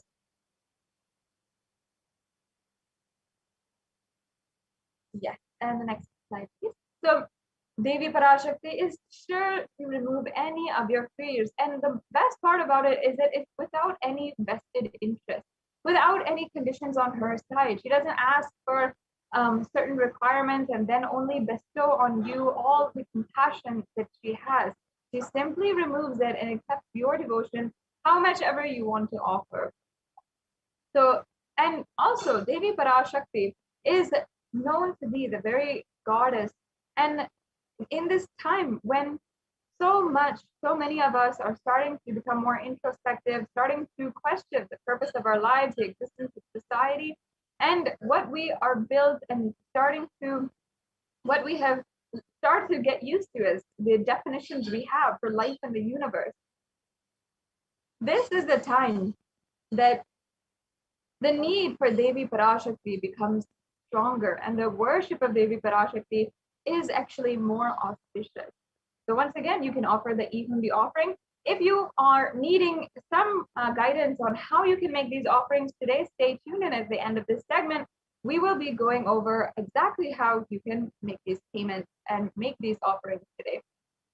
Yes, and the next offering we have is the Sankalpa chanting.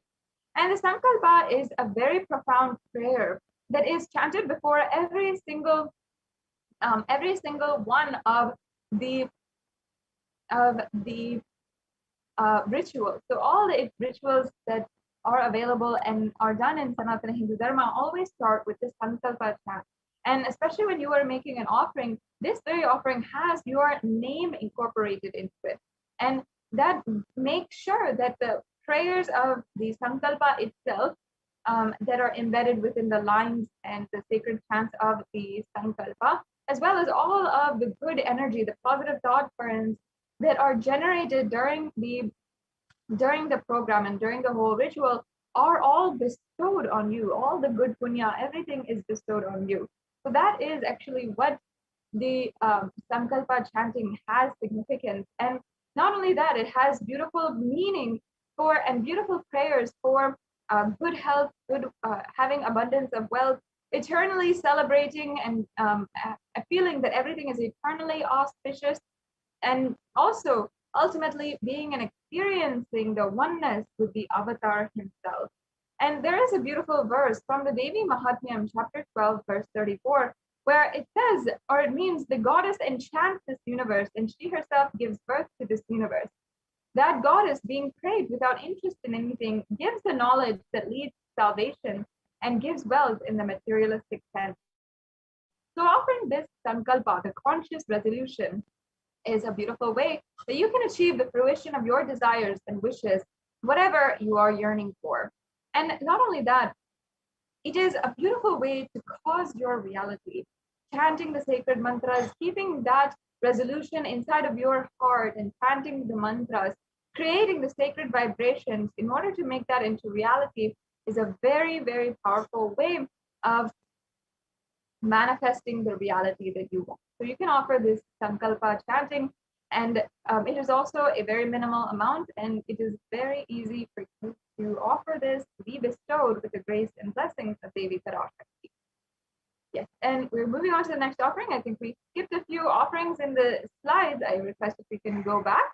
Yes, we can go back.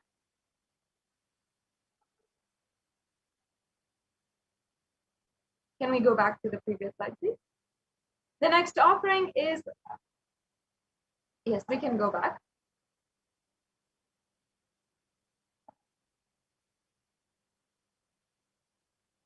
Yes, the next slide, please. Sorry, we can go back to the previous offering. Yes. Okay, so the next offering is the Swarna Padma Pushpa. And this offering is actually referenced in the Kamitagama, where it says that all of the various kalashas, all the pots that are offered during the rituals of Paramashiva should be adorned with a golden lotus. And like this, there are hundreds of scriptural references where it talks about the use of the golden lotus or the lotus itself in the worship of Paramashiva. And that is because lotus is considered as a divine flower. The symbology of the lotus is rooted in its divine qualities. In fact, because it has such resilient qualities, such elegance and beauty, and it's known for its resilience, standing out as the most beautiful flower in any kind of pond water or polluted water or dirty water, whatever it is. And that is the divine quality of the lotus. And that is why in Sanatana Hindu Dharma, all the Vedic rishis associated the lotus with the worship of Paramashiva, and also just like gold, they placed it in all different kinds of symbology. They placed it in the arts and architecture. Even all of the chakras inside of our body are symbolized with lotuses and different petal lotuses. In fact, the Sahasrara chakra, as we'll be discussing later on in this segment, is represented by 1,000-petaled lotus. So the lotus has so much of significance, and also the lotus leaf, the pericarp, and the petals, each and every one has different significance and different uses in the worship of Paramashiva. That is also another reason why it is considered a divine flower. It can be used wholly. The same way with the coconut and so many other different ways, the elements and the natural gifts that can be used in many, many ways, all of those are considered divine, because literally they are like Ganga. They are just for the whole people and can be used in any which way that people want. And so as well, the Shakti of Paramashiva is also considered the lotus, and the base of the Paramashiva Linga is also considered a lotus, and the disciple of Paramashiva is also a lotus, which is about to bloom. So you can offer this Varna Padma Pushpa, the golden lotus, in order to have the blessings of Devi Parashakti radiate the state, space, and powers and being of Devi Parashakti in any adverse situation in your life, just like the divine business. Yes. So now we have the next offering, the Swarna Metti, the golden toe ring. And the toe ring actually has its origins and roots in the references of the Hindu scriptures. And even though today the popular culture uses a lot of toe rings, and toe rings have become very fashionable nowadays, still in the Sanatana Hindu Dharma, we have the oldest reference for the use of the toe ring. And in fact, even until today, the custom is that during the Hindu marriages, the toe ring is adorned on the bride. And Devi Parashakti is invoked in the bride. She is literally worshipped as Parashakti herself, as the divine feminine consciousness. And she then is adorned with this toe ring. And that actually is referenced here in this verse, and which I'll be chanting right now. Nakhadiditi samchana namajjana tamoguna padadvaya prabhajala parakrita saroruha. This verse is from the Saundarya Lahari, a very beautiful chant and ode tribute to Devi Parashakti, composed by Adi Shankaracharya, the incarnation of Paramashiva, who literally lived in around 1000 AD, and he was considered as a survivor of Sanatana Hindu Dharma. And this chant, the verse means, "You whose brightness from toenails destroys the darkness of ignorance from the minds of your devotees to prostrate at your feet. You whose brightness from your 2 feet overpowers that of the lotus flower."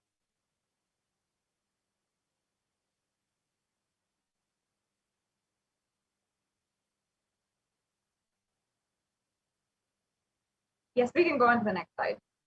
So as you can see, this is the very beautiful meaning of this verse. And as you can see, it's not just her feet, which are so extremely auspicious, but even her toenails. If they grace you, that is the power of Devi Parashakti. If the toenails grace you, even just a small half an inch of her body, of her divine graceful body, the last half inch that there is for her body in her presence, she literally can remove all the darkness, all the ignorance of her life.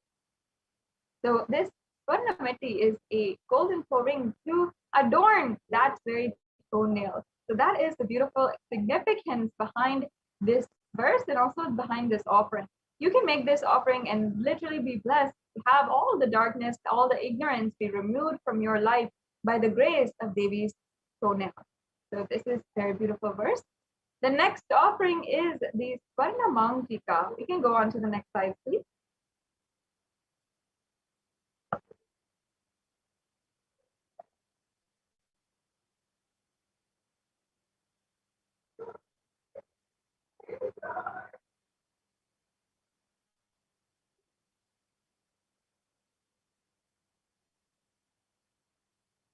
Yes, we can go on to the next slide. The next offering is the Swarna Mangtika, another offering which is extremely significant. And nowadays also in popular culture, we're starting to see, or we have been seeing how the headdress is adopted from Hinduism and put in all types of different jewelry. And that is the Mangtika, which is a hairline jewelry that goes from the crown of the head to the forehead. And sometimes it's right across the forehead, sometimes it's along the hairline. And there's so many different ways that the Mangtika has been adopted by the popular culture. But actually, again, this Mangtika has origins in the Hindu culture and the Hindu jewelry. And that is because we adorn Devi Parashakti with this Mangtika. It is actually a representation of the nectar which is flowing from the Sahasrara Chakra. And the Sahasrara Chakra is the crown center, as we had discussed before, is the represented by the lotus, 1,000-petal lotus at the crown of the head, and it is so powerful that literally when it opens, it is considered the enlightenment experience itself. And that is why when Devi Parashakti is also described as Shuddha Saravi Varshani, and that is means she who bestows the very ultimate experience of Paramashivoham, and whose nectar is overflowing from the Sahasrara Chakra, and who makes that very experience happen in you. So with her grace and blessings, and with this offering of the Mangtika, you can offer this and be graced with the overflowing gratitude and the space of complete completion to Devi Parashakti. Yes, I request if we can go on to the next slide.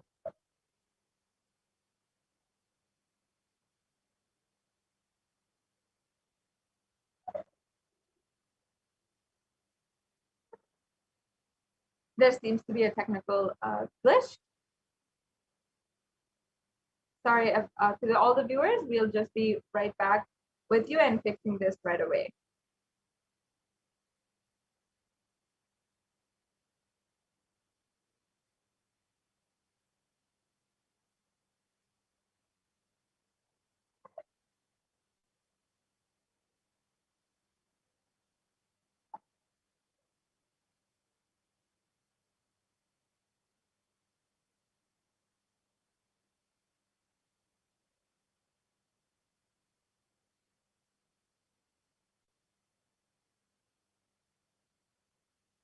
Yes, can we go on to the next slide, please? And we'll be coming to the conclusion of this segment. As you can see in the next slide, we'll be able to show a summary of all of the different offerings that you can do today.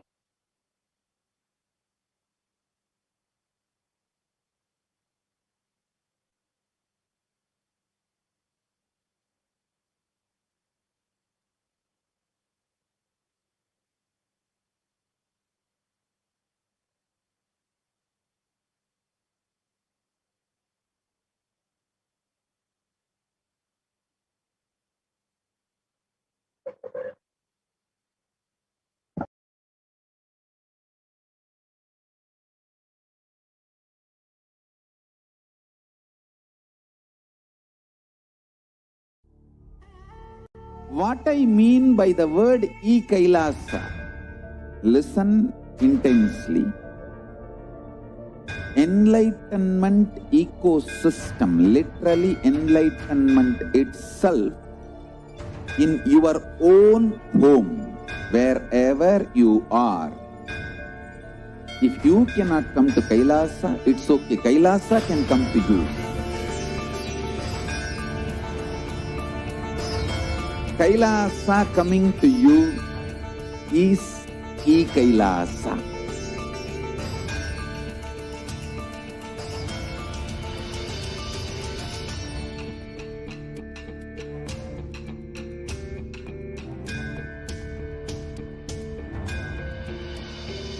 I will revive Hinduism.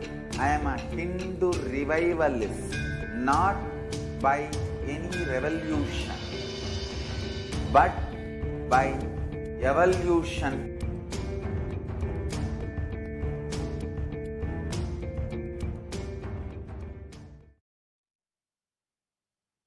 Yes.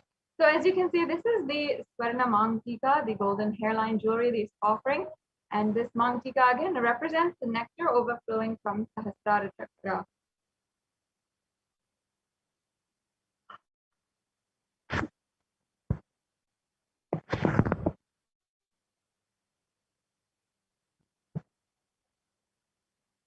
Yes, the next slide, please. Now we have all of the, yes. So the next offering is the Pratyaksha Pada Puja. And this offering is not just offered to Devi Parashakti, but also the Guru, the Supreme Pontiff of Hinduism, Jagat Guru Mahasanidanam, His Divine Holiness, Bhagavan Nithyananda Paramashivam. And there are so many different references for the offerings made to the Guru. And there's so much which is extremely significant to the Guru.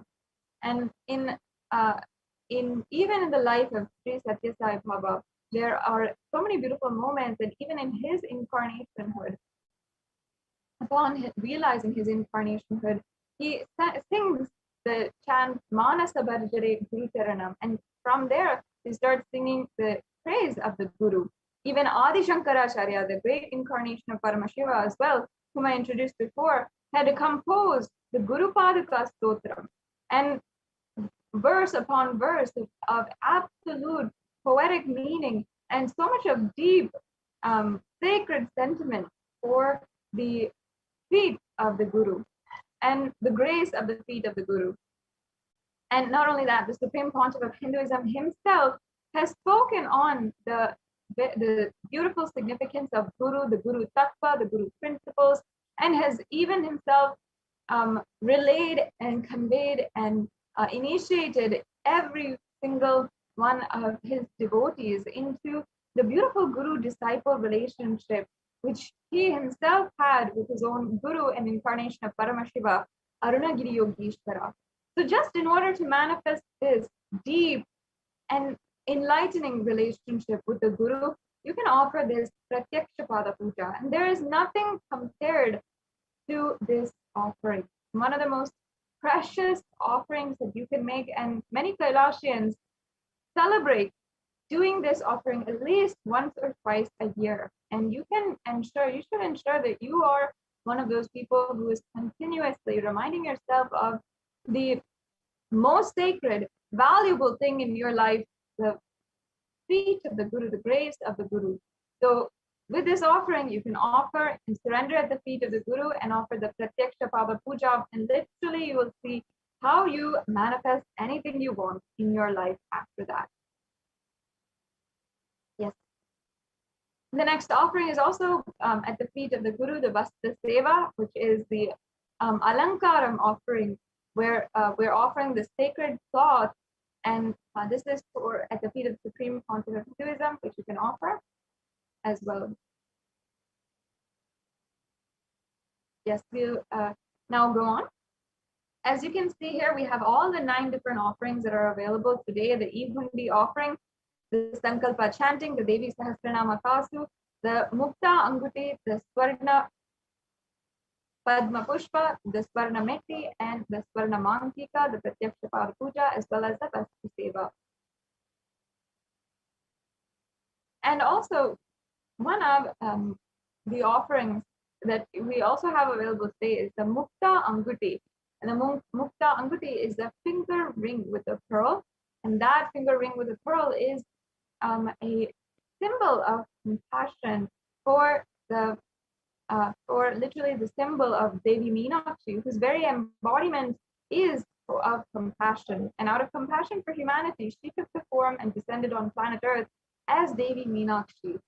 So now it's come time let us now understand the three-stage process that we have for the payment.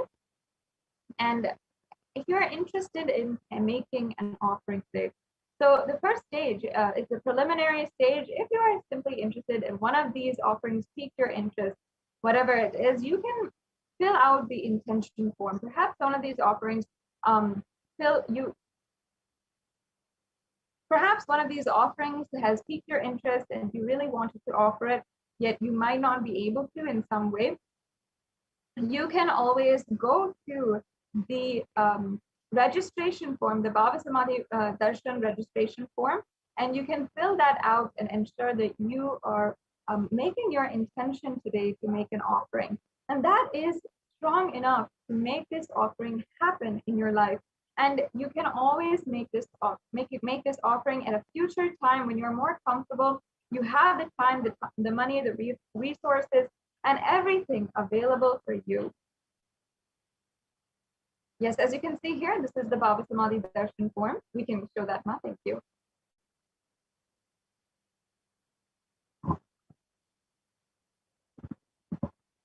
Yes, so this is the BHAVASAMADHI Darshan form, and you can simply fill out this form. You can register for this program and make your intention to make an offering. And it's as powerful just to make an intention as it is to make the offering itself. Because the minute you have that spark and that peaked inspiration to manifest the divine oneness with the avatar, with Devi Parashakti herself, that is the moment you should start acting towards it. And there is no stopping that. The minute you feel that fire and yearning, burning desire to personally offer something and personally manifest oneness with the divine, that is a moment that you should start acting towards it. Make an action today. And this is available for you if you not need to do that. You want to start manifesting these beautiful offerings in your life today. So start by registering in the BHAVASAMADHI Darshan form. So this is the form. Ensure that you're registering and you are you're filling out all the details. As you can see, it's a very quick form, and you can also make your intention for what you might want to offer and how soon you might want to offer it. And also you will be able to get more information as well. For example, there are many other offerings that are available with different occasions and different festivals. For example, for Guru Purnima that we had recently, there's the Tulabharam offering that is there, and so many other different kinds of offerings that you can do for Guru Purnima. And next, we'll be celebrating Krishna Janmashtami as well as Ganesha Chaturthi and Navaratri. So in every single different occasion, there are many different offerings that are made available for you. And even if this is not something that you can do immediately, you can always sign up and ensure that you are getting the notifications and the emails for future events and future offerings that might become available. And never deny that small part of you that might have been awakened today, and that desire inside of you, that deep yearning in order to experience oneness with the divine. Yes, let's go on to the next slide. Yes, so here we have the link for the payment. This is the second stage of the process. And as you can see, it's very simple. If you've been doing online shopping nowadays, you know this kind of payment form, and you just have to select in the drop-down menu the offering that you want to do, and then you can add that to your cart and then proceed to your cart, fill out, yes, and then you can proceed to checkout after you've reviewed all your items in your cart and see that that is okay with you. And then you can fill out your billing details as well as your payment details. There are several different options for the payment, as you can see, the different kinds of credit or debit card you can use. And then once you've filled that out, you can submit your payment. And after this process, again, it's a very simple and very easy process. After that, you need to go to the Sankalpa Names 2021 form. And this form is available at tiny.cc/Sankalpa2021.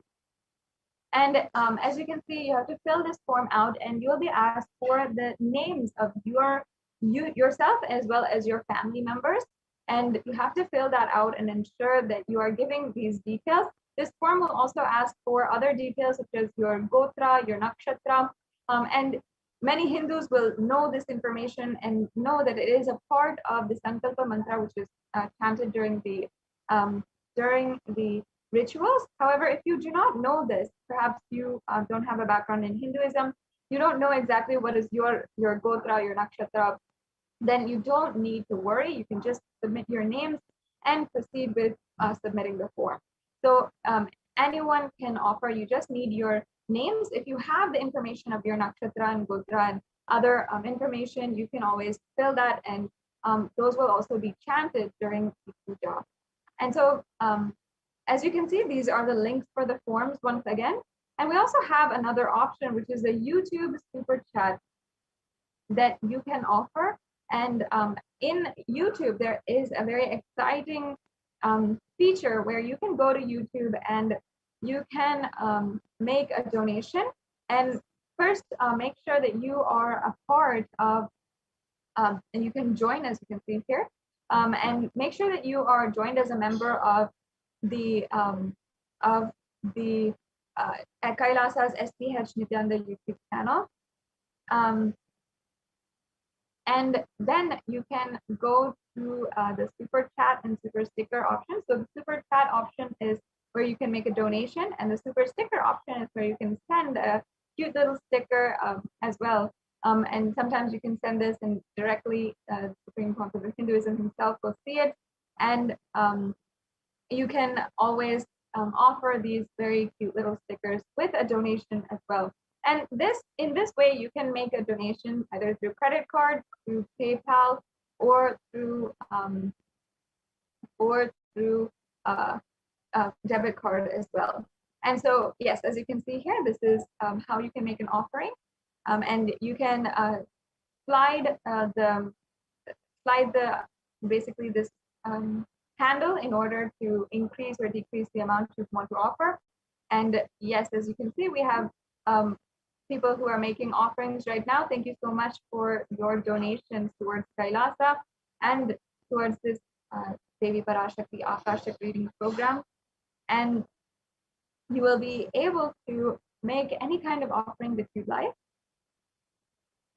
And as well, in the super chat, we also you can also ask your questions, and you can also ask during the power demonstration that is happening. You can ask for body scanning as well. That is available, and you can directly interact with the initiated Gurukul Balasans and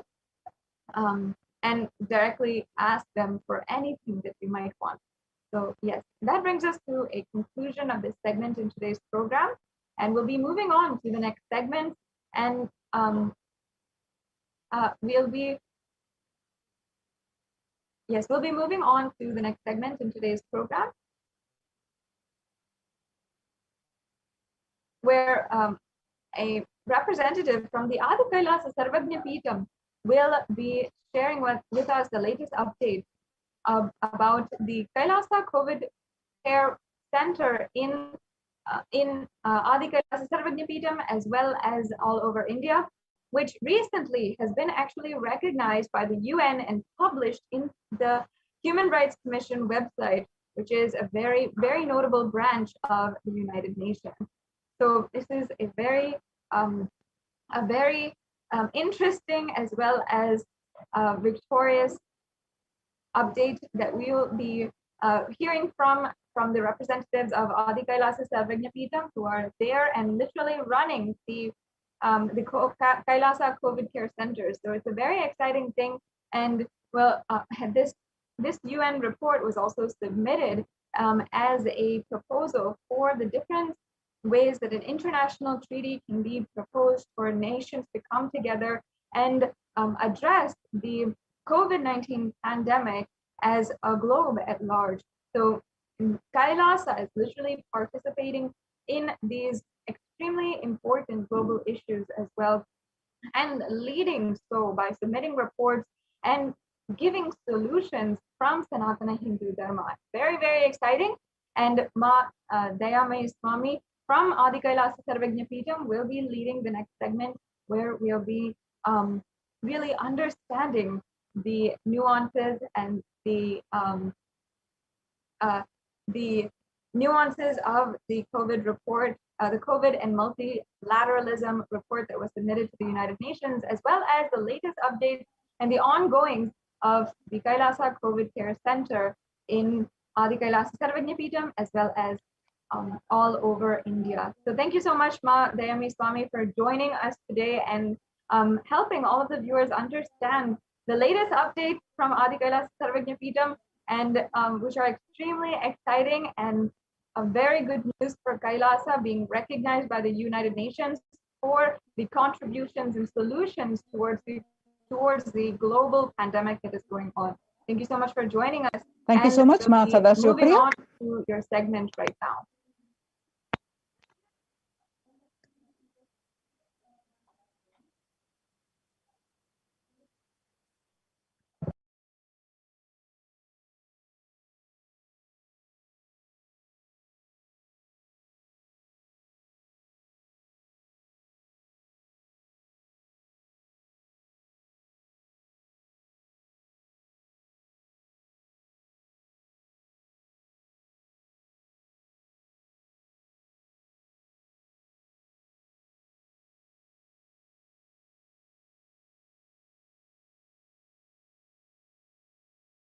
Nityanandam, everyone. Welcome.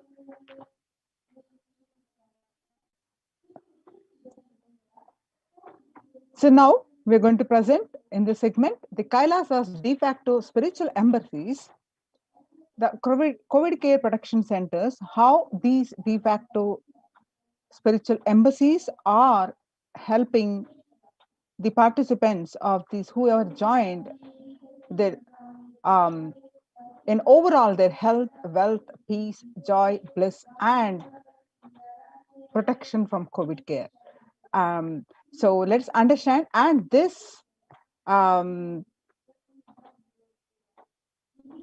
centers, this submission has been recognized by the United Nations. We are going to see the detailed report of the submission of the United Nations by the Kailasa and how we're going to understand detailed report of this United Nations recognition of this report. And well, let's first understand these about these centers, Kailasa's de facto spiritual embassies, the COVID care protection centers, with the blessings of the Supreme Pontiff of Hinduism, Jagat Guru Mahasannidhanam, His Divine Holiness, Bhagwan Nithyananda Paramashivam. Let's start with the Sadguru Vandanam. Nithyanandam Paramasugadam Kevalam Jnanamurtim Dvandvatitam Gagana Sadrusham Tattvamasyadilaksham Ekam Nityam Vimalamachalam Sarvadi Sakshibhutam Bhavatitam Trigunarahitam Sadgurum Tam Namami. Yes.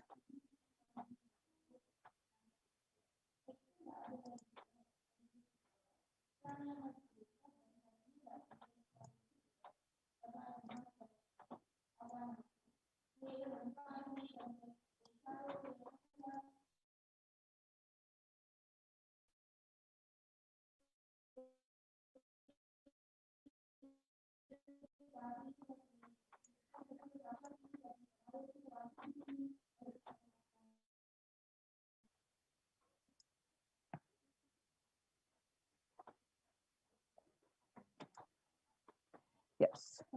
So the Kailasa's multi-layered quarantine opportunity and the Kailasa de facto spiritual centers in India during the COVID-19 as a practical solution, resulting in health, joy, and bliss.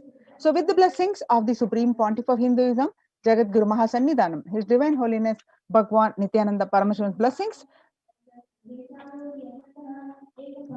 on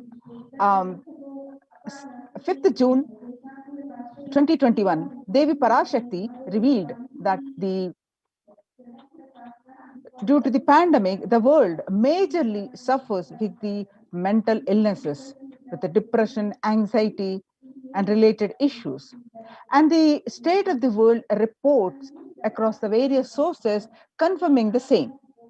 And let us also understand how these what Devi revealed, how the across the world reports are confirming how the Kailasa's de facto spiritual centers are implementing these remedies and successful in implementing these. And we also see the greatest news that the few days back, the United Nations recognizes these efforts of Kailasa and published these detailed report of the protection.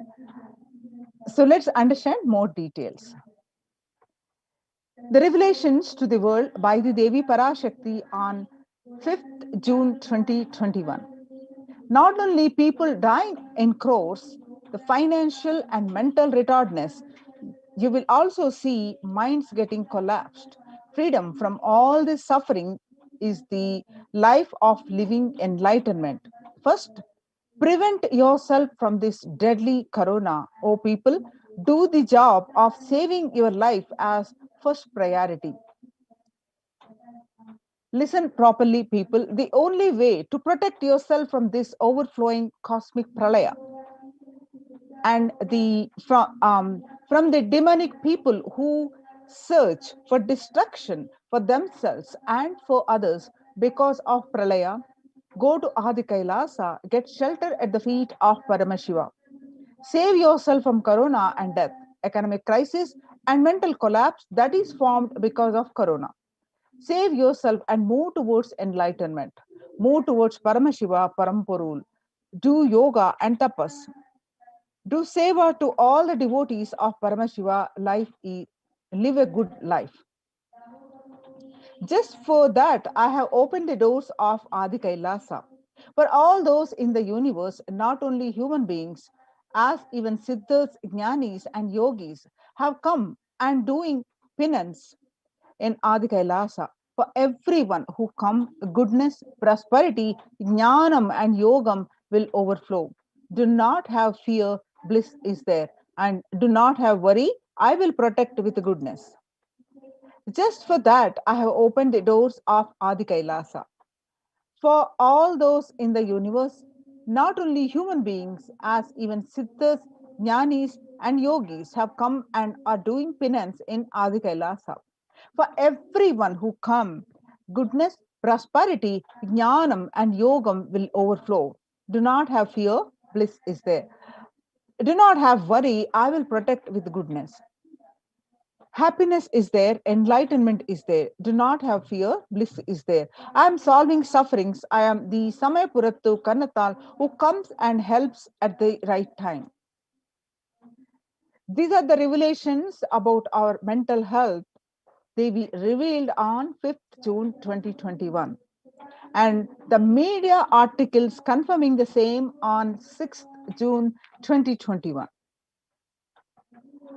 The global news, according to that, the psychiatric symptoms like depression, anxiety exhibited by the COVID-19 patient, according to a new study, neurological symptoms like depression and anxiety are also showing to be common in those who have contracted COVID-19, even in more mild cases. The revelations about this mental health on 5th June and media articles confirming the same on 8th June 2021 by BMC Psychology, the impact of COVID-19 on the mental health of US college students. The results indicate that the students closer to graduating faced increases in anxiety, which is 60.8%, and feeling of loneliness, which is 54.1%, and depression, which is 59.8%. Many reported worries for the health of loved ones. Most impacted their mental health status, which is 20%. And the need to take care of family most affected current and future plans, which is 31.8%. Almost one half of students took exercising and other remedies to combat this. The revelations about the mental health issues by Devi Parashakti on 5th June 2021 and the research confirming the same on 10th June 2021. The rates of anxiety and depression among college students continue to soar, researchers say. Researchers at Dartmouth College, who have tracked the moods and behaviors of about 200 college students for 4 years, say stress levels are at their highest. By Lauren Lumpkin, the Dartmouth College researchers began tracking 217 students when they entered the school as freshmen in 2017 in the hopes of understanding how they behave. They have seen students' stress levels rise and fall, usually in tandem with midterm and final exams. But since the onset of the coronavirus pandemic, the rates of depression and anxiety have soared and have showed no signs of coming down. Since, said the Andrew Campbell, a researcher and computer science professor. The psychology today on coronavirus, the psychological trauma and PTSD event report. According to the report, psychologytoday.com, that much has been said about the mental health crisis that is occurring related to the coronavirus pandemic. Much of this information has focused on the all consuming anxiety, panic, and fear that many are experiencing. While this is important and needs to be at the forefront of discussions, something that has not been discussed in the psychologically traumatic nature of what our mission, what our nation and our world and is experiencing.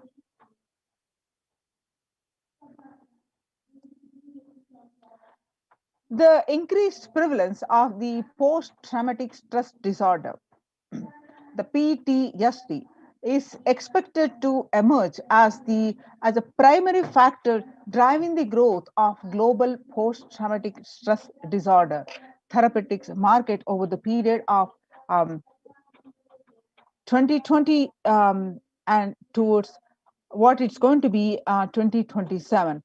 It is going to be increasing 11.91%. What it was in 2019 to 2027, it's going to increase about 11.91%. The CNN reports that there is a high prevalence of mental distress in countries across the globe due to the coronavirus pandemic, especially among healthcare workers and the children, according to the United Nations and the World Health Organization. The impact of the pandemic on people's mental health is already extremely concerning. The World Health Organization Director, General Tedros Adhanom, says in a recent press release. It is now crystal clear that the mental health needs must be treated as a core element of our response to and recovery from the COVID-19 pandemic, Tedros added. Yoga greatly improves mental and spiritual and physical health. People who practice yoga experience less anxiety, less depression, and fewer symptoms of post traumatic stress disorder. Yoga also improves well being, including increased gratitude, relatedness, acceptance, centeredness, empowerment, self esteem, compassion, self awareness, and hope. Yoga can help us to manage stress and self regulate, an important tool in the current time. We are all equipped with the innate coping strategies for responding to stress, but sometimes our stress response can become out of balance. We are living in a world that regularly activates our sympathetic response, the body's way of responding to stress, sometimes called fight or flight. This is balanced by our parasympathetic response, the way our body helps us to relax and rest. Yoga can help bring the parasympathetic response back online and allows us to find balance. Activating our parasympathetic response brings us into a restful space and allows us to find calmness, connection, and compassion. The deep mindful breathing of yoga and meditation stimulates the vagus nerve, which activates the parasympathetic nervous system and supports self regulation and stress management. Yoga can be a valuable tool for self care, especially in challenging times. Yoga is now being used as an empirically based treatment, often in combination with other interventions, with benefit for both physical and mental health. Many clinicians are recommending yoga as it may help support the effectiveness of the traditional treatment approaches. The psychology today, according to that, according to the reports on psychologytoday.com, when we actively choose a tool of self-care, we better equip ourselves to survive and seek resilience in different circumstances. While it is but one tool, yoga offers the potential for connection and well-being, even in these challenging times. Spirituality benefits mental health. Research shows that individuals have better mental health if they belong to a particular community or have religious beliefs. Spirituality can help people in many ways. First and foremost, spirituality or religion can help people find meaning in their lives, which is instrumental in improving one's mental health. In addition to endowing meaning to your life, it has the potential to improve mental, physical, and emotional well being as well. It has been a source of relief and comfort from various challenging issues for thousands of years. Now, the revelations um, to the world by the Supreme Pontiff of Hinduism, Jagadguru Mahasannidhanam, His Divine Holiness Bhagwan Nithyananda Paramashivam on 22nd May 2021. Paramashiva is very clear. Focus on making your body alive. Live alive. Mind is obsessive compulsive reaction.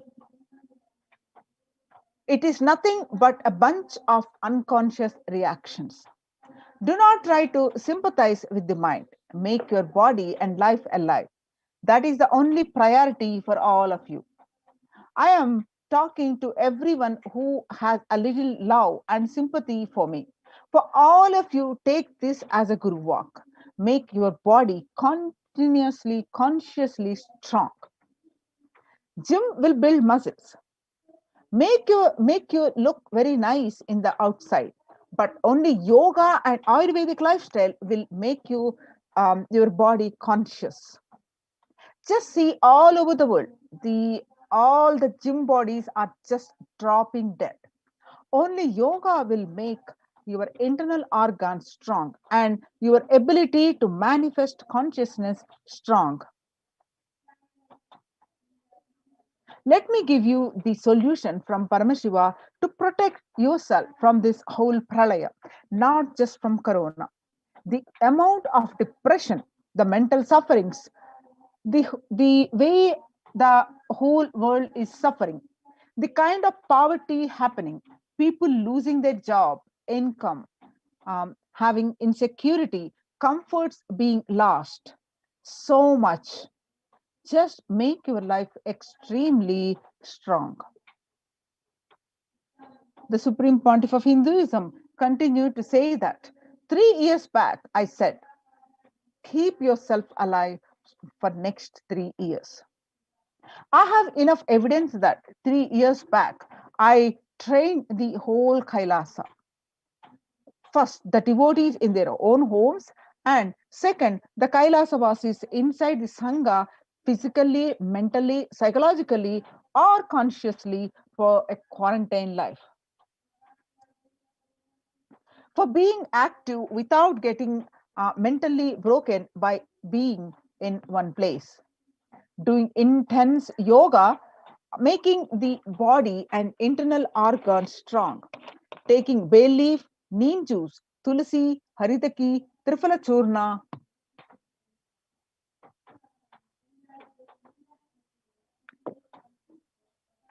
Ayurvedic lifestyle, and lifestyle of less food and more energy and more activism.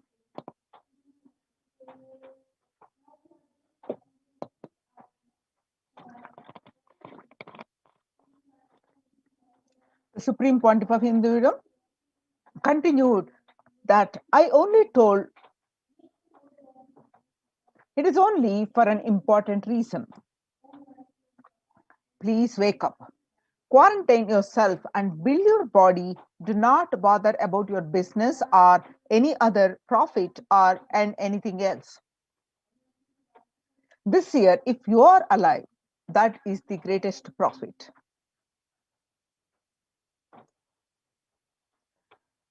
Now, the greatest news is few days back, the United Nations recognizes Kailasa's report on COVID-19 and multilateralism.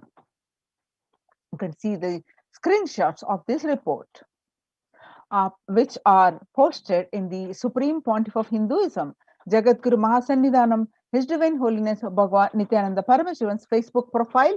You can Facebook page. You can see the report. Screenshots of this report are here. You can go ahead and click on this link and read the detailed report of this, which are published in the on the United Nations, which recognizes the Kailasa's efforts on the implementation in the Kailasa's de facto spiritual centers about the protection from corona, and successfully in a fair amount of success has been achieved in these centers, which now United Nations recognizes. The report published on their website www.ohchr.org.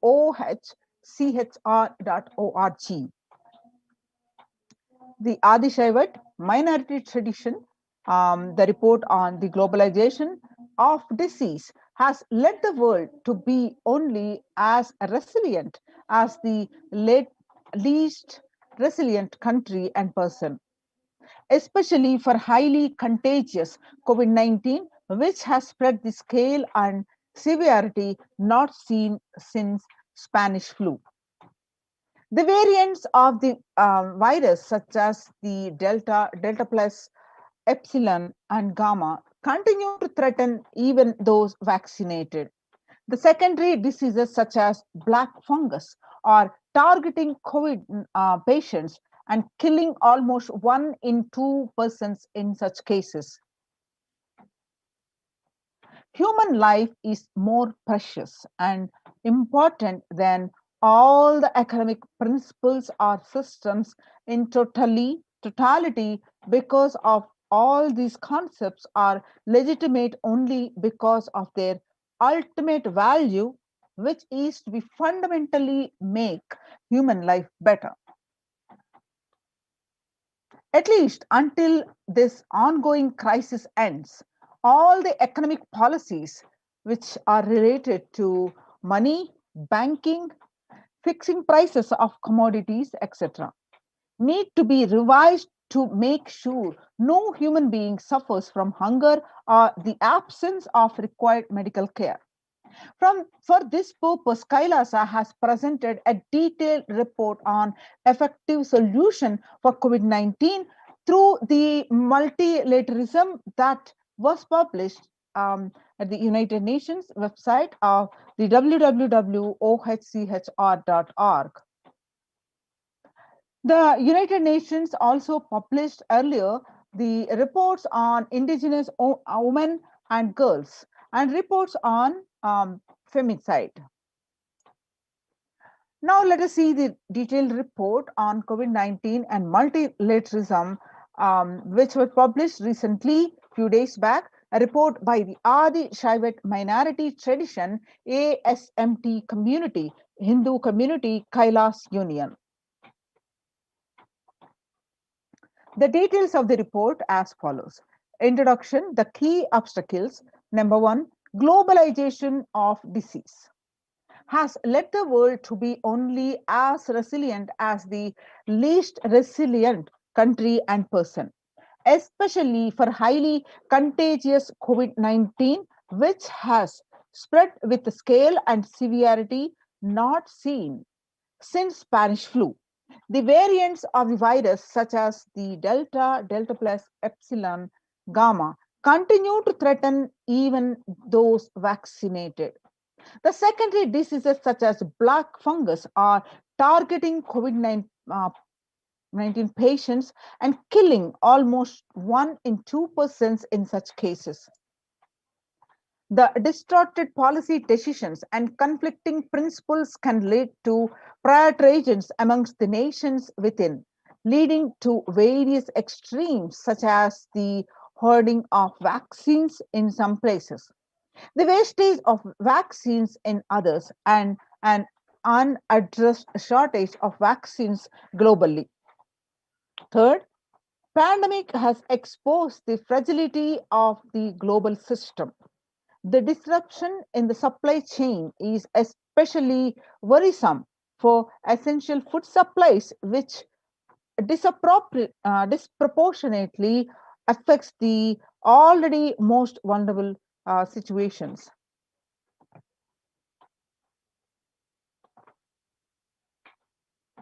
The lockdown have brought the global economy into crisis, bringing recessions and worsening unemployment rates. The frequent lockdown and the ongoing threats of famine, especially in countries where employment is predominantly informal, are exacerbating worries that starvation may cause more suffering than the virus itself. Far more from the SDG2, zero hunger. The number is now predicted to come close to 1 billion. The supporting documentation published on the website, you can see now.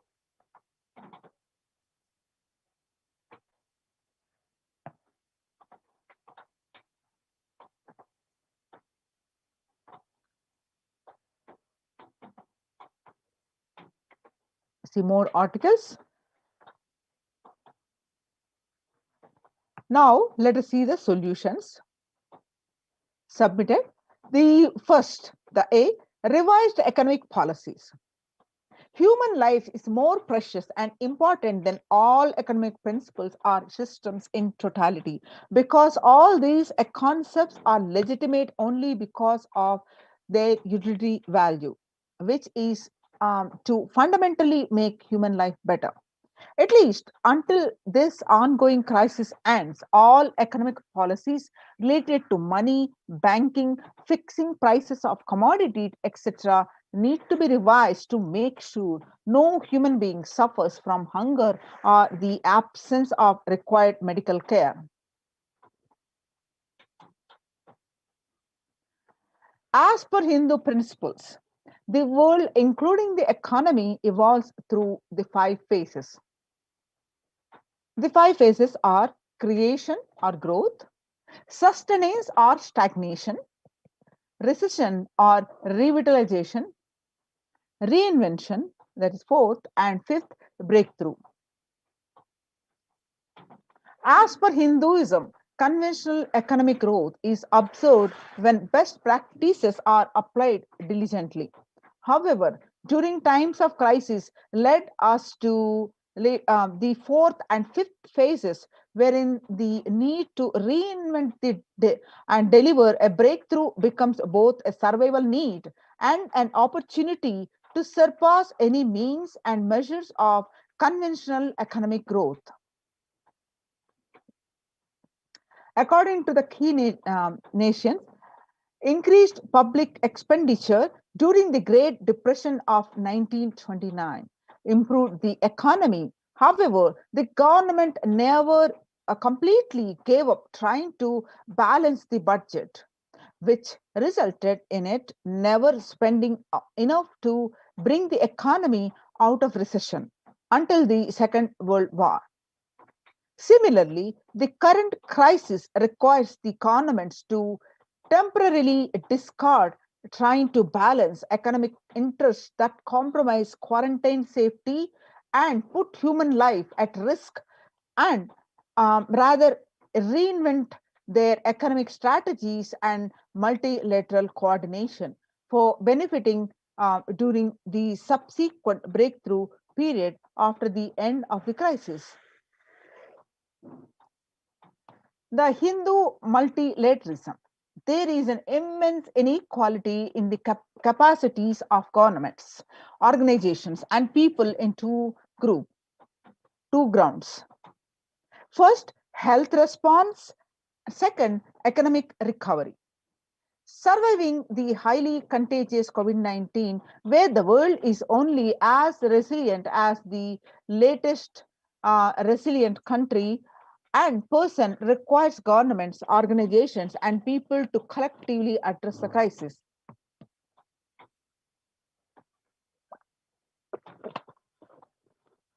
From 3200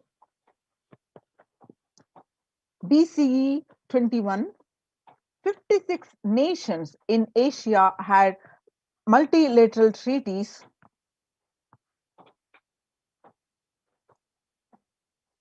based on the Hindu principle Vasudhaiva Kutumbakam. That is, the entire world is my family. This is from Maha Upanishad, chapter 6, verse 71. You can see the supporting articles here.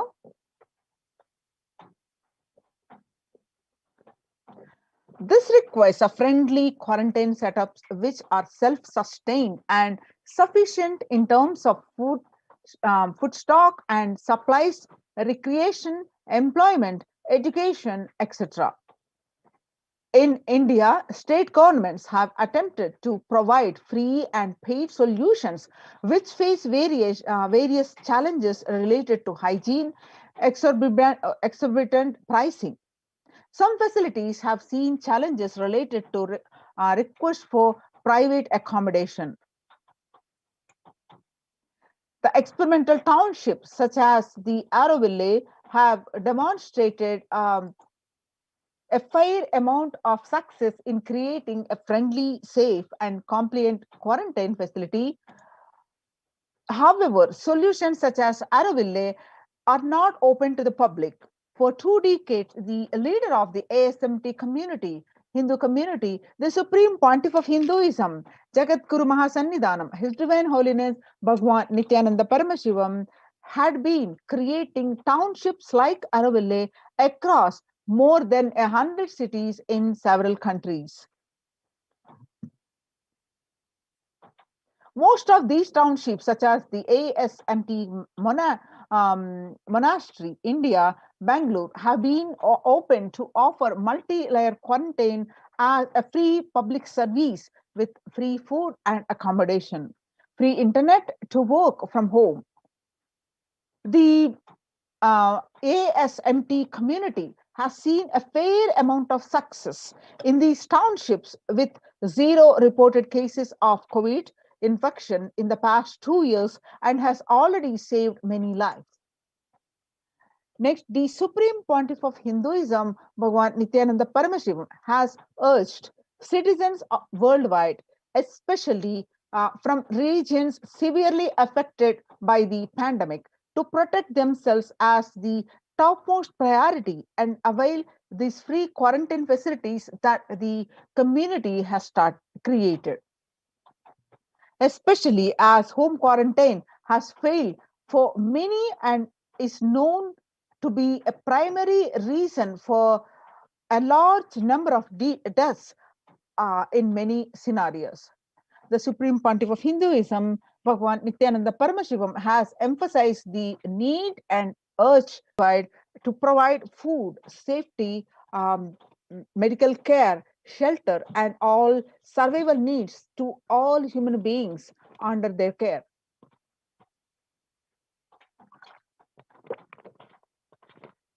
With absolute multi-layer quarantine until coronavirus is eliminated from planet Earth, including all different strains of virus.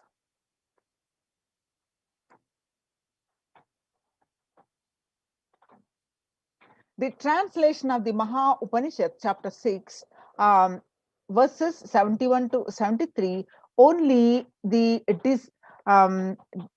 denigrated, small-minded, with a very pathetic outlook of life, discriminate between kin and a stranger. While for the magnanimous, the entire world is a family. And you can see the supporting articles now.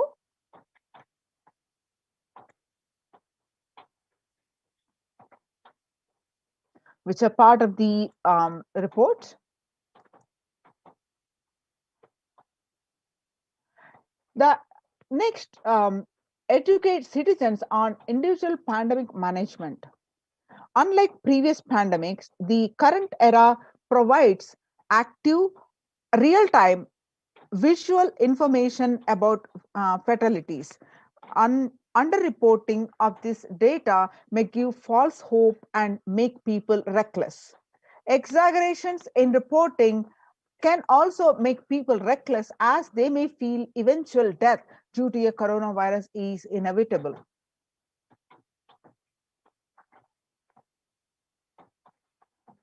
Proper education is extremely crucial, as it will dramatically reduce the number of deaths and reduce the challenge on the healthcare systems.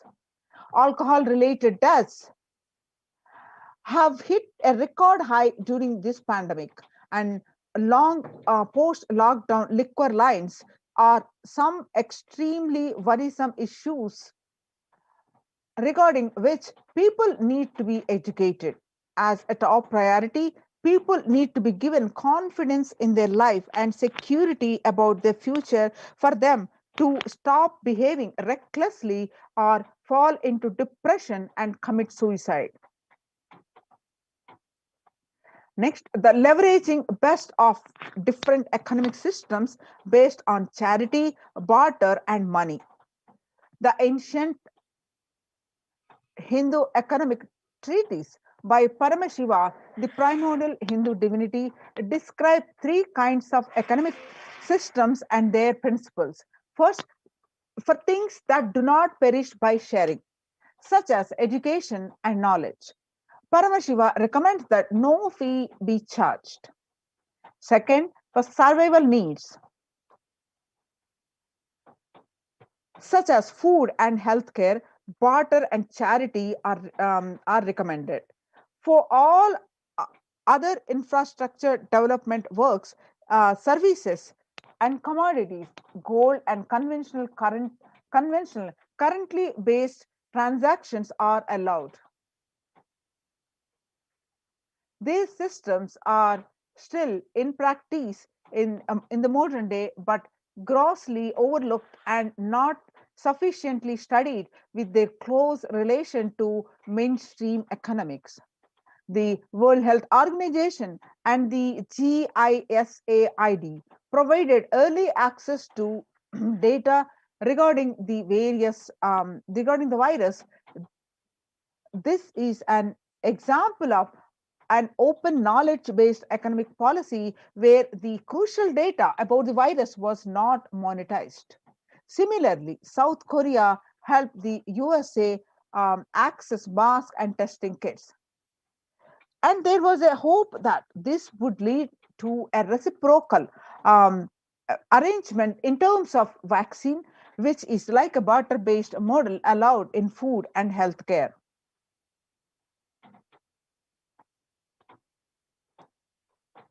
Hindu policies for food security.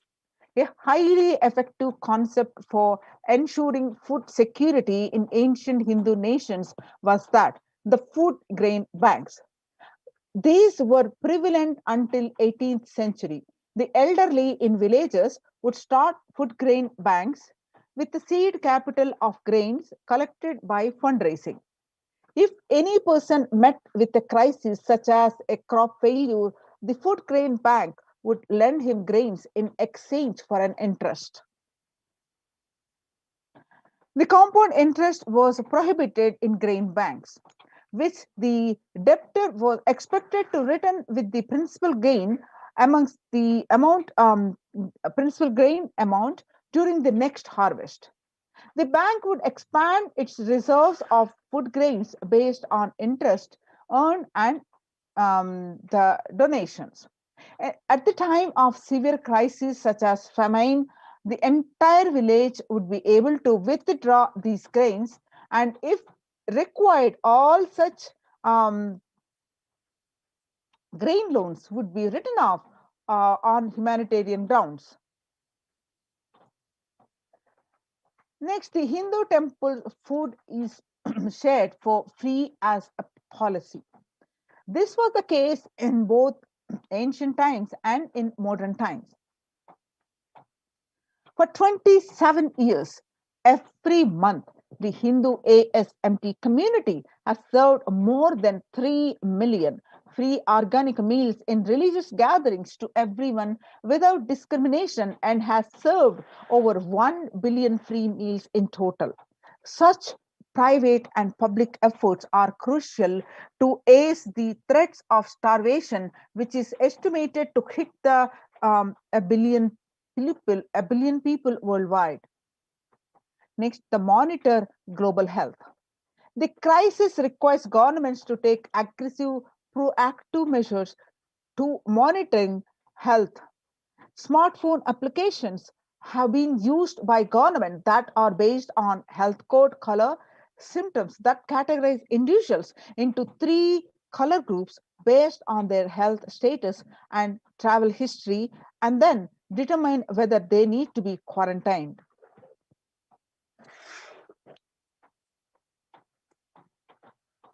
You can see the supporting documents which are part of the submission.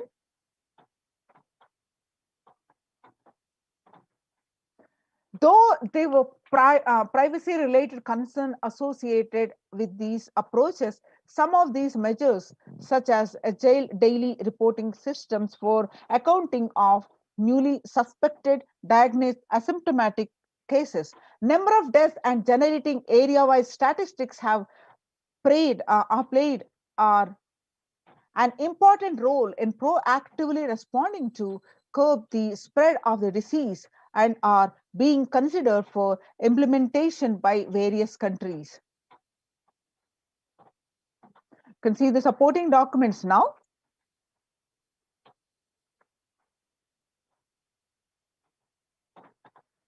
The traditional medicine. In Hinduism, nature and planet Earth are respected as a living divine mother, energies capable of providing us with all our survival needs, that is, food, medicines, etc. Though traditional medicines such as TCM and Ayurveda are effective in addressing COVID-19 related issues, and a few years ago, a Nobel Prize was awarded for scientific work based on traditional medicine. The mainstream Western medicine has chosen and characterized Ayurveda as pseudoscience and TCM as unscientific.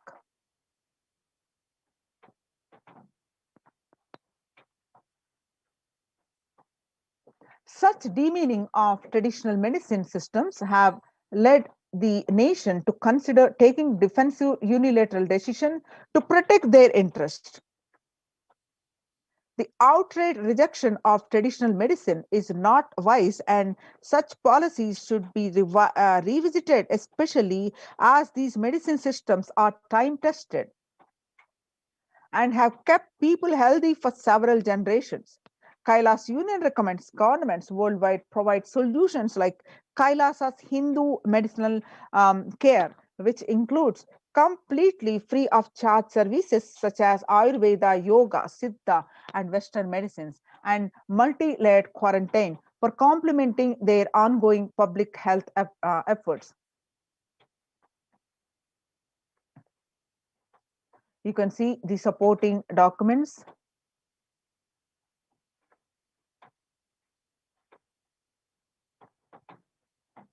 Multilateral strategies and coordination for the pursuance of SDG 11, sustainable cities and communities, with additional emphasis on multi-layer quarantine.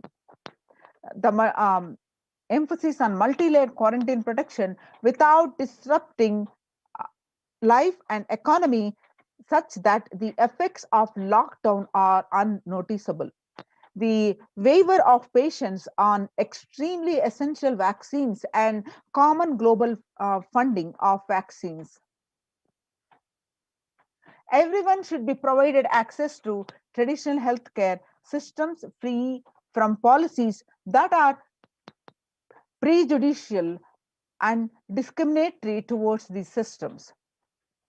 The creation of food and grain bank systems and other traditional economic systems are described in this report would help the most vulnerable people of the world.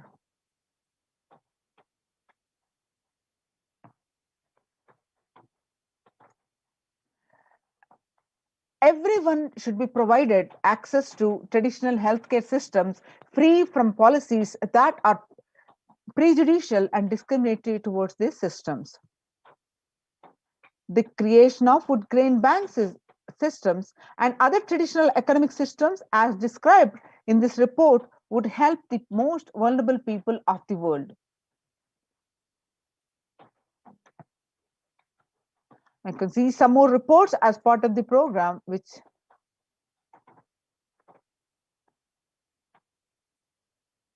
so now we are seeing the report of the successful implementation of these COVID care centers. And now join COVID care production centers now.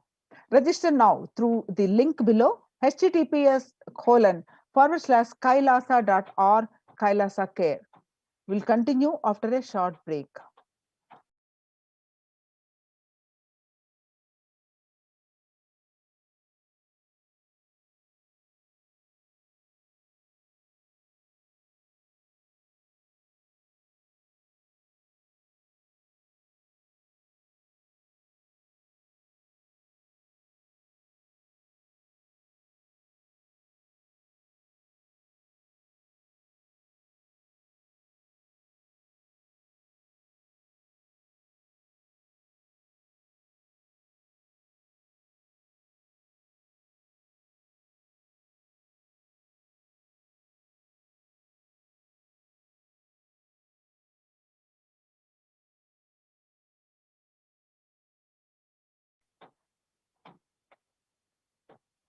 Now let us understand how the Supreme Pontiff of Hinduism, reviving the temple sciences and the Kailasa's de facto ecosystems. And across the world, especially across India, all the major temples have shut down. And Kailasa has opened its doors for one and all. For example, amidst the raising the COVID-19 cases in Maharashtra and Shirdi Sai Baba and Mumbai Siddhivinayak temple will remain shut for devotees till further orders.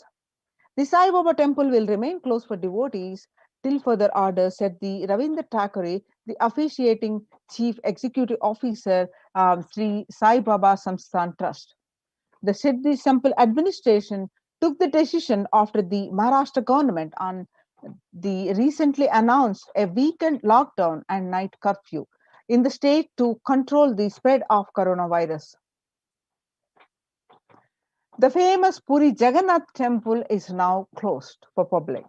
Keeping in view the surge of the COVID-19 cases in Odisha and also in Puri, the authorities of the temple of Lord Jagannath in the pilgrim town recently took a decision to close down this temple from May 5th to due to a statewide lockdown was imposed by the Odisha government. Not only this, the all religious places closed for public in Bhubaneswar as city records the highest daily COVID surge. with the Odisha capital Bhubaneswar registering the highest ever single day spike of 581 new COVID-19 cases, the local municipal authorities recently declared the closure of all religious places like temples, mosques, gurudwaras, and churches for devotees from the recent Wednesday till further order.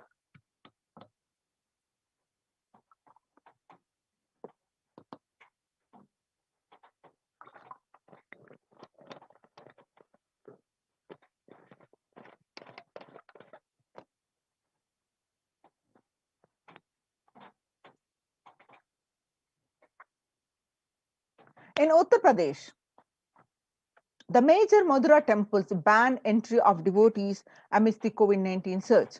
Two major temples of the Sapta Devalaya, the cluster of 7 temples in Vrindavan, recently banned the entry of devotees in view of the rising COVID-19 cases. The Gujarat Somnath temple closed for darshan amidst the COVID-19 surge. The Gujarat Somnath temple closed for darshan after the Somnath Temple Trust has announced that the temple will remain shut for devotees from April 11 for an indefinite period. On the other hand, Tamil Nadu, South India, the Chola era temple murtis beheaded. Murtis of the Chola era temple have been vandalized in Pudukkottai, Tamil Nadu. A devotee who went to the temple was shocked to find all the murtis in the temple in a beheaded state. He lodged a complaint with the local police later. The Kailasa temple in a village in Pudukkottai is said to belong to the era of Kuluchunga Chola II, with Shiva as the presiding deity. The temple houses other deities such as Ganesha, Parvati, Murugan, and Krishna and Nandi. All of these murtis were discovered in a beheaded state a few days ago. Now, let's understand the Kailasa's temple experience at the de facto ecosystems. Now, in the times when COVID-19 is rampant and the ancient temples are in a lockdown because of the risk of widespread corona disease, the devotees of these temples were visiting and having darshan of their gods and goddesses for thousands of years. At all these ancient sacred sentiments have come to a harming halt after the lockdowns have taken place. The religious fervor of the devotees is being lost due to the pandemic. The Supreme Pontiff of Hinduism is reviving the Kailasa ecosystem and bringing all the ancient traditions of the online platforms on Kailasa TV, YouTube, and Facebook. Now, let us understand why deity worship, the basics of the temple ecosystem. With the Supreme Pontiff of Hinduism, Jagadguru Mahasannidhanam, His Divine Holiness Bhagwan Nithyananda Paramashivan's blessings, Kailasa's Department of Enlightened Civilization presents. The why deity worship? The Supreme Pontiff of Hinduism continued that please understand, deities are not mere idols. They are embodiment of ideals. We do not worship these idols, we worship the ideals represented through these idols. When the divine is present before him in a form that he can see, touch, and relate to, the transmutation becomes an easy and joyful process. Second, deities in a real kshetra are always carved in the form of ancient masters and enlightened beings. Even though no longer in the body, they can be invoked through the name or form they used while in the physical plane. When we pray to the deity or chant its name, the corresponding divine vibration is automatically awakened and becomes available on the energy plane to guide and bless us. The Supreme Pontiff of Hinduism continued that we mastered the science of bringing the divine to the deities. and expressing the divine through the deities. The whole science has been mastered in the Vedic tradition. The revival of temples will be the revival of the world peace and world bliss. The revival of temple culture and the deity worship, where people are made to look in.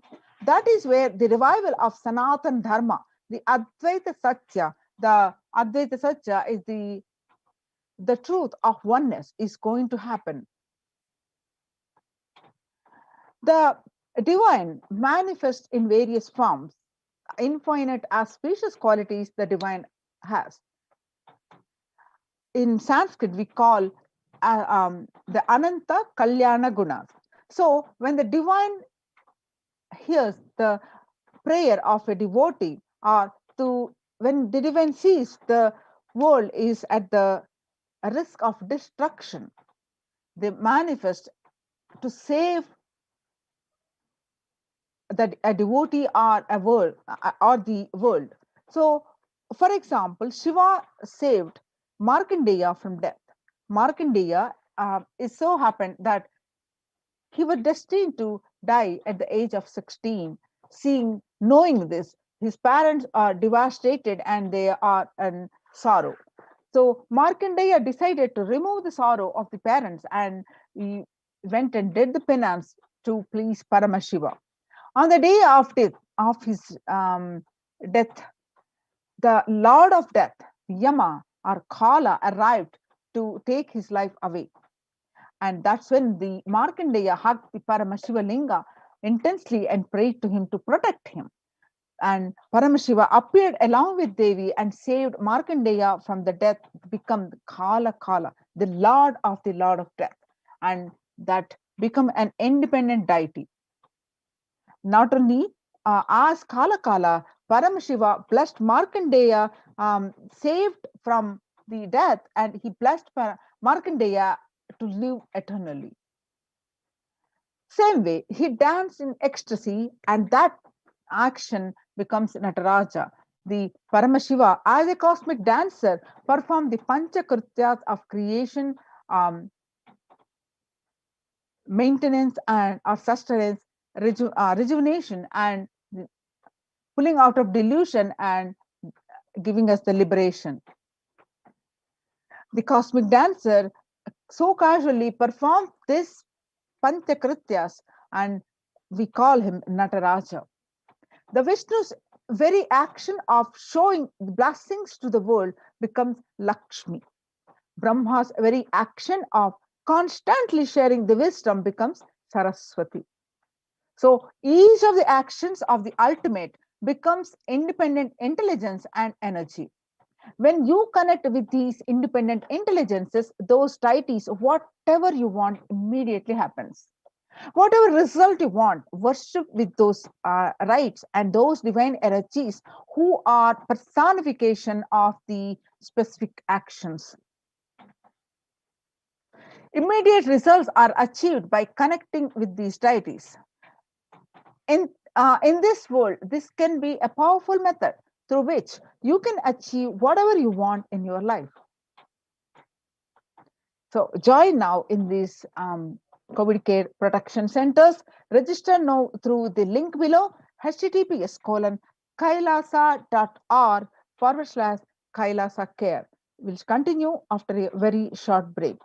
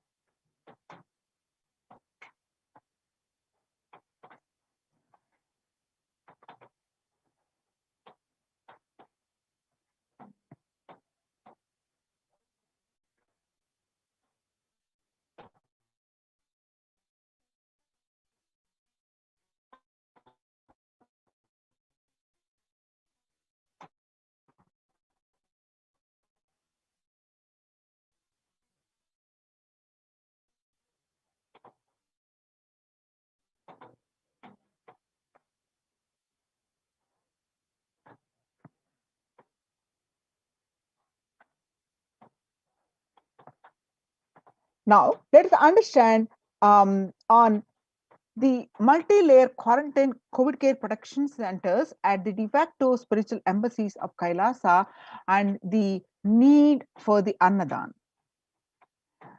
With the blessings of the Supreme Pontiff of Hinduism, Jagat Guru Mahasannidhanam, His Divine Holiness Bhagwan Nithyananda Paramashivan's blessings, let's understand the need for Annadan. Let's understand how the COVID-19 is creating a hunger catastrophe in India. The pandemic has led to increase in the global food insecurity, affecting vulnerable households in almost every country. It has exacerbated the existing inequalities, pushing millions of people into the vicious cycles of economic stagnation, loss of livelihood, and worsening food insecurity. The World Bank estimates that 71 million people will be pushed into extreme poverty across the globe as a result of the pandemic. The World Food Programme estimates that an additional 130 million people could fall into the category of food insecure over and above the 820 million who were classified as such by the 2019 State of Food Insecurity in the World Report. More than 50 million people have experienced food insecurity during the pandemic, up from 35 million in 2019, according to the Feeding America nonprofit, the nation's largest hunger relief organization. So, hunger in plain sight, COVID-19 worsened the plight of food insecurity. The child malnutrition and hunger skyrocket in Haiti as COVID-19 infections spike. At least 86,000 children are at the risk of developing a severe acute child malnutrition this year in Haiti, according to sources connected to the United Nations Children's Fund.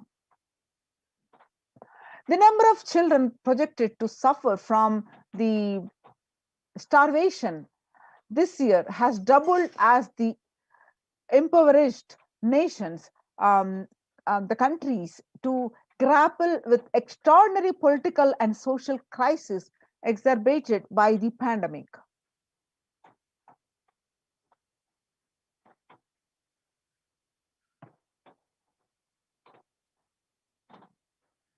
And refugees are paying the highest price in the COVID-19 pandemic. The vulnerable groups, such as refugees, paying the highest price in the COVID-19 pandemic. We are seeing the alarming trends that show many refugees around the world are unable to pay for food or rent and are struggling to access healthcare and education.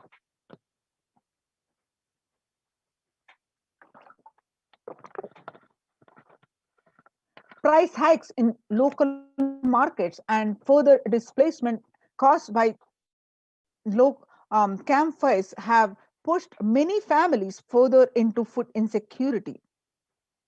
During April and May, around 30,000 refugees in Cox's Bazar camps raised questions and concerns, with 63% seeking services, including urgent food relief and shelter.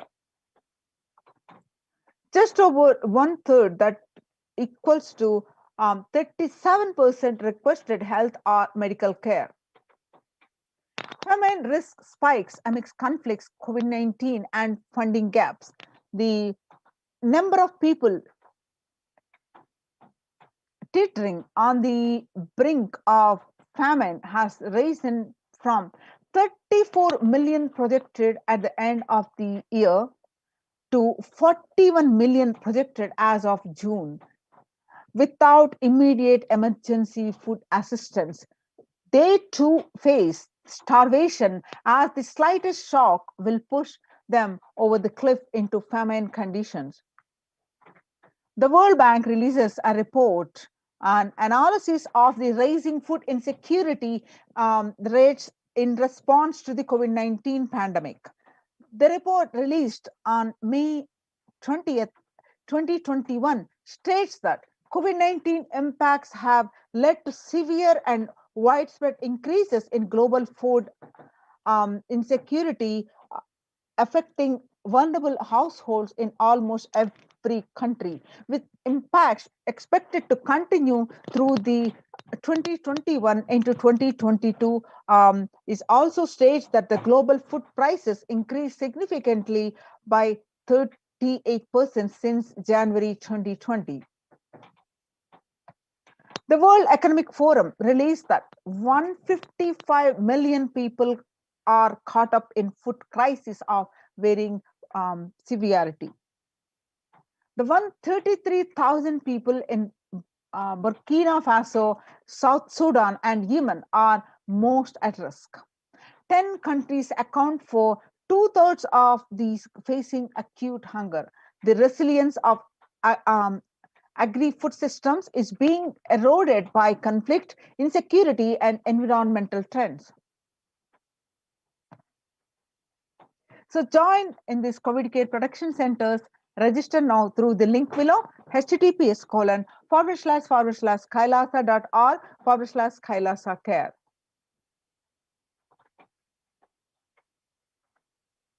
So now let us understand some the powerful cognitions that Supreme Pontiff of Hinduism revealed, that what you eat contributes to what you eat. What you become contributes to what you eat. What you eat contributes to what you think, and what you think contributes to what you cognize. What you cognize contributes to who you are, and what you eat directly affects what you are. That is why I'm saying that the statement that you become what you eat, what is in your plate matters, because that is going to become you. The violence-based food derived from killing animals and life negative, the chemical-based toxic food, both harm the system equally. Organic vegetarian food is not just for health. It gives you an inner space, the physical system, and physiological flow, and to develop highest psychology. To develop highest psychology, not only your physical system, even your physiological flow needs to cooperate.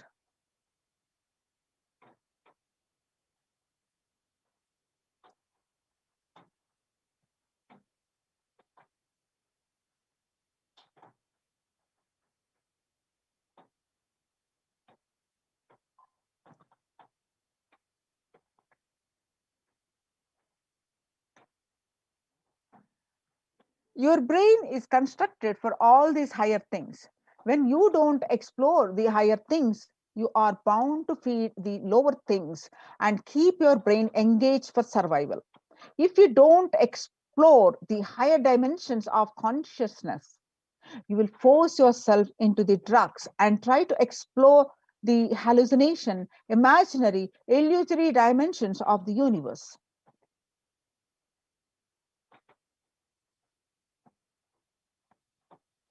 Vegetarianism as a lifestyle.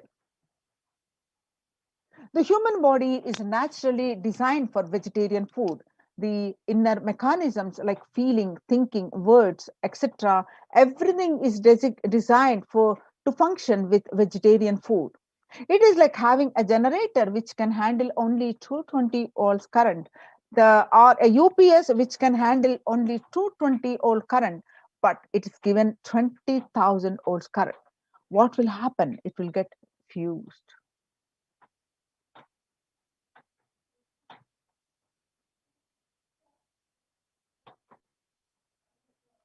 The food without anxiety, fear, and depression, the biomemories, if they are consumed by a person, the energy with which they think, the energy with which they utter words, the energy with which they act, the energy with they feel, and everything will be aligned to the natural source of energy, and it will be aligned to the nature, which is the inner potential energy. Now let us see the Kailasas, Annalayas, serving the free organic vegetarian sattvic meal for all eliminating hunger.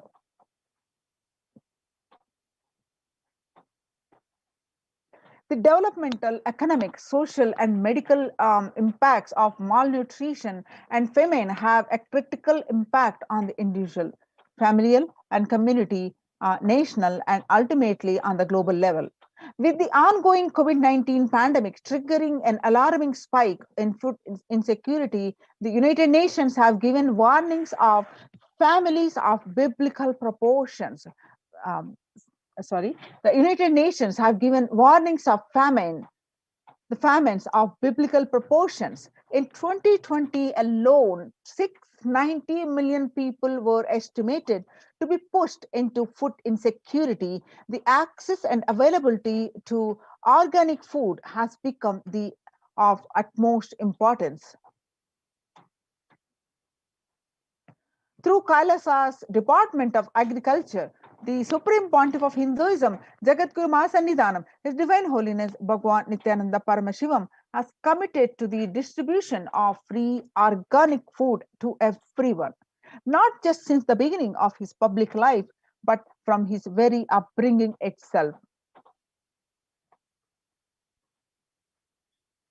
Kailasa's Annalayas, the food bank, is established all across the globe, distributes and serves the free vegetarian, organic food for people of all caste, creed, religion, race, gender, and social standing.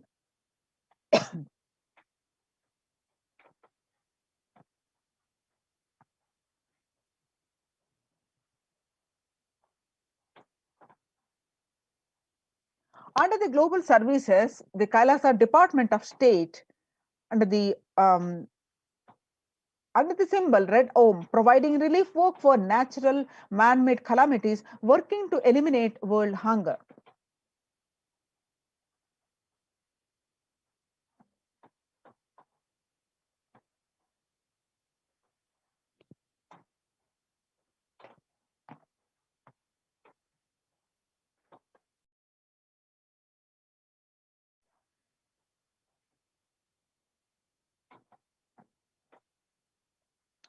We will revive the food supply system of Kailasa.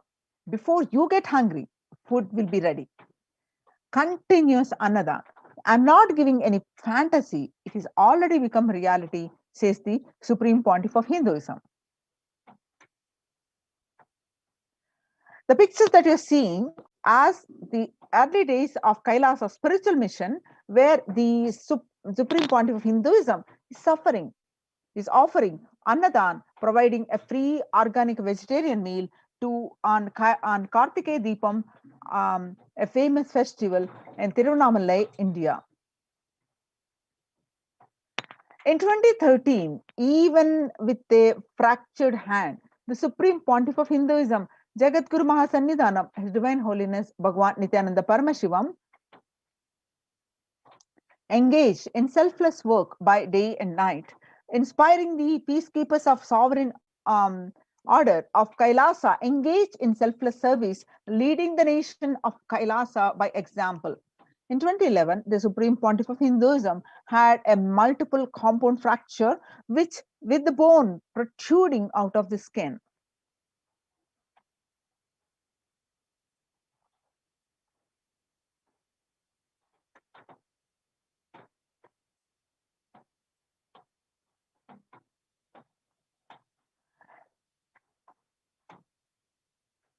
In 2011, the Supreme Pontiff of Hinduism had a multiple compound fracture with the bone protruding out of the skin. In 2013, two steel implants that were fastened in 2011 were removed as the bones had healed completely. This picture is after that surgery.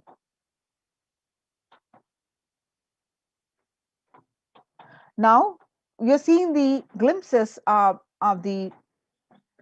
where the Supreme Pontiff of Hinduism himself serving the Thane Flood Relief Fund at Pondicherry.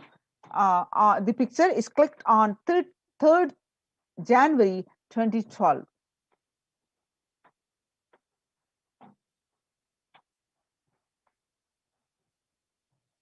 This picture that you're seeing are clicked on 3rd January 2012 at Pondicherry as Thane Flood Relief Fund. Some more of the Thane Flood Relief Fund on 3rd January 2012.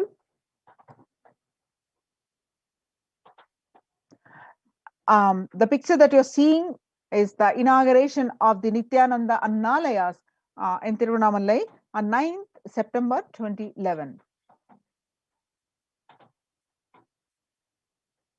The picture that you're seeing where the Supreme Pontiff of Hinduism himself serving the Arogya Health Workshop, Tamil Nadu, where you find the Supreme Pontiff of Hinduism himself is serving thousands of devotees who came to Bidadi to attend a program.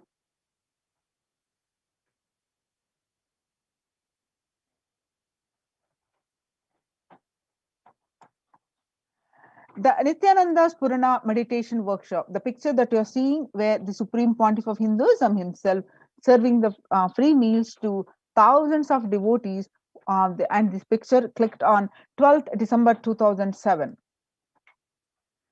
Nithyananda's Purana meditation workshop at Tiruvannamalai, where you see the pictures are where the Supreme Pontiff of Hinduism himself serving the food.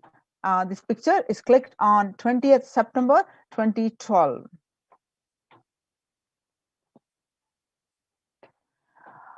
On the Kartikeya Deepam celebrations at Tiruvannamalai, where the lakhs of people were served the free food, the pictures that you're seeing are from that festival and clicked on 27 November 2012.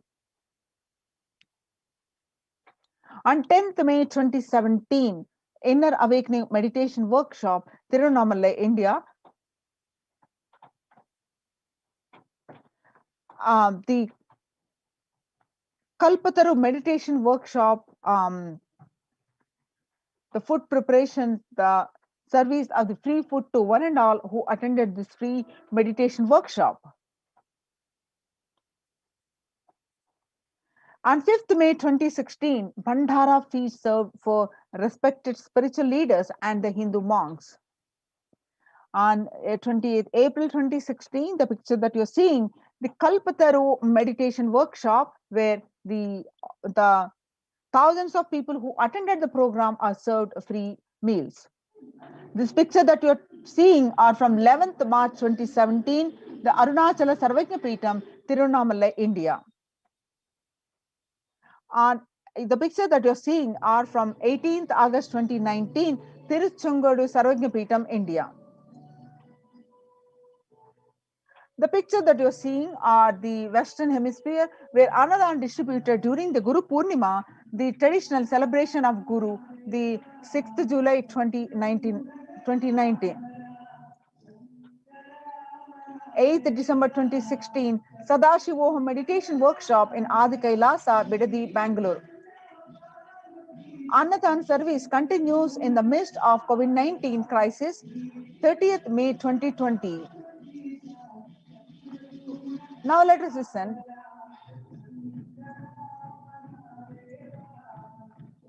What I found in researching the Bengal famine was that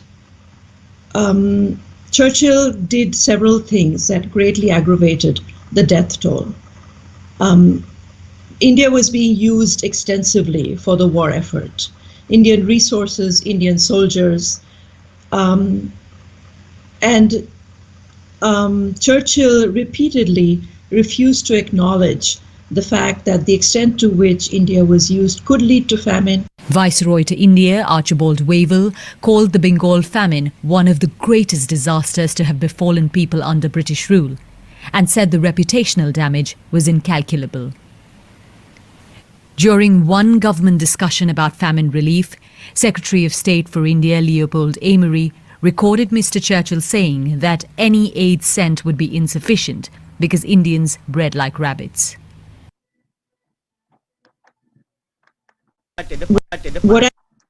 So, in 1943 to 1944, in the man-made famine of Bengal, As per existing records, 3+ million were murdered.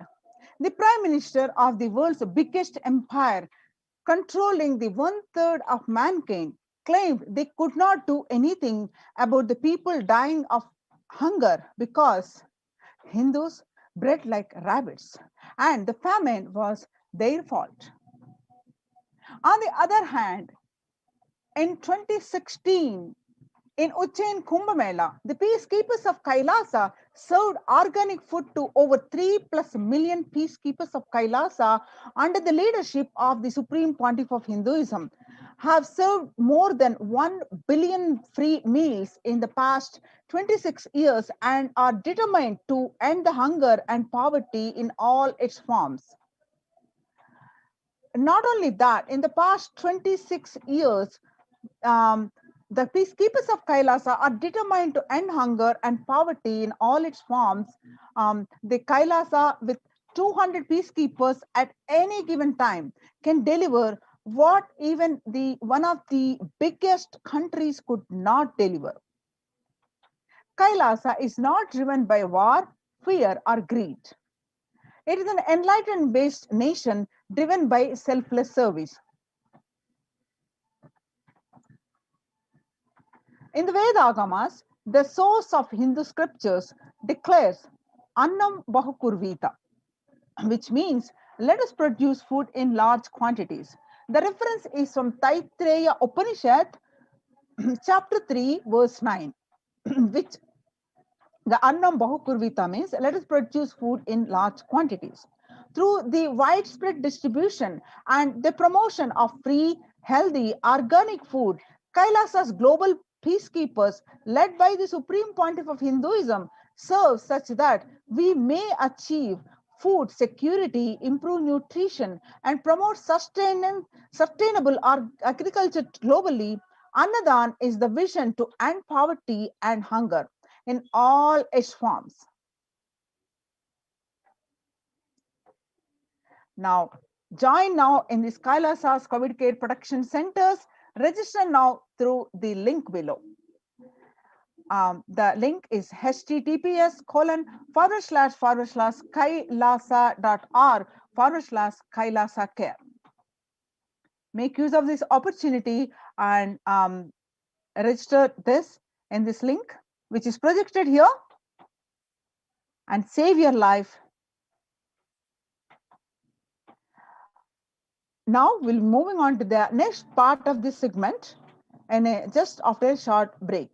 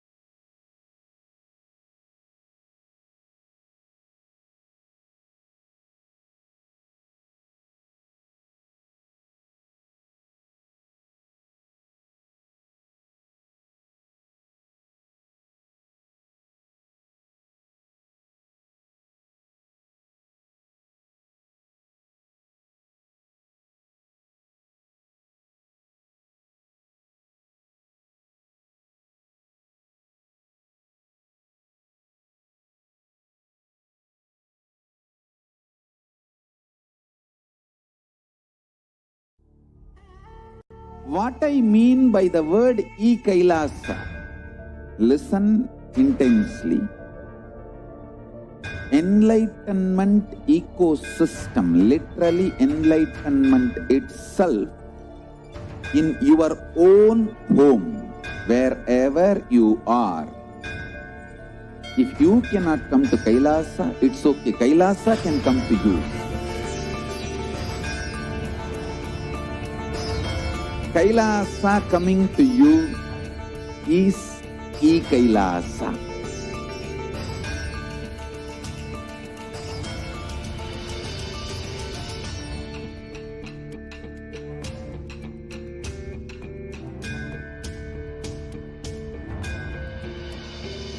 I will revive Hinduism. I am a Hindu revivalist, not by any revolution, but by evolution.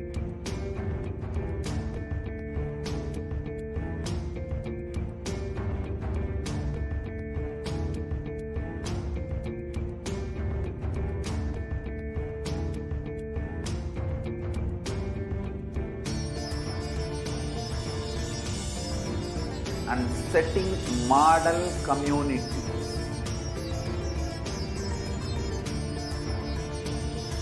Kailasa, enlightenment ecosystems, Sarvanya Peethas all over the world.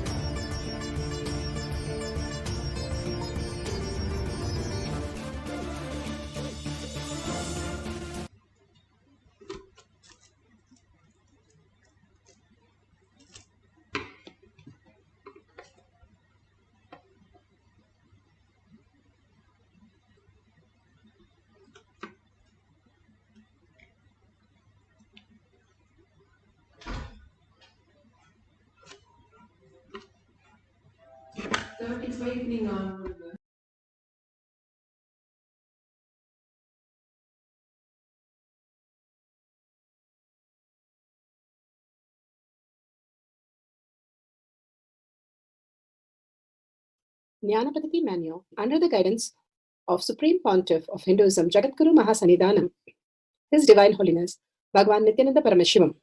Let's start with the Sadguru Vandanam. Nithyanandam Paramasukadam Kevalam Jnanamurtim Dvandvatitam Gaganasadusham Tattvamasya Laksham Ekam Nityam Vimalamachalam Sarvadi Sakshi Bhutam Bhavatitam Trigunarahitam Sadgurum Tam Namami. Let's go through the disclaimers. Security measures. No photography, video, audio recording. Important cautions.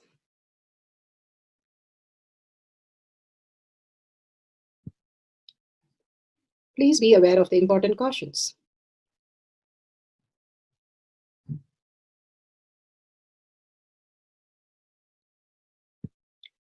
What is power manifestation? Let's hear from Bhagavan himself explaining what is power manifestation. All the 25 states of consciousness, when they happen in you, due to your chemicals and hormones ups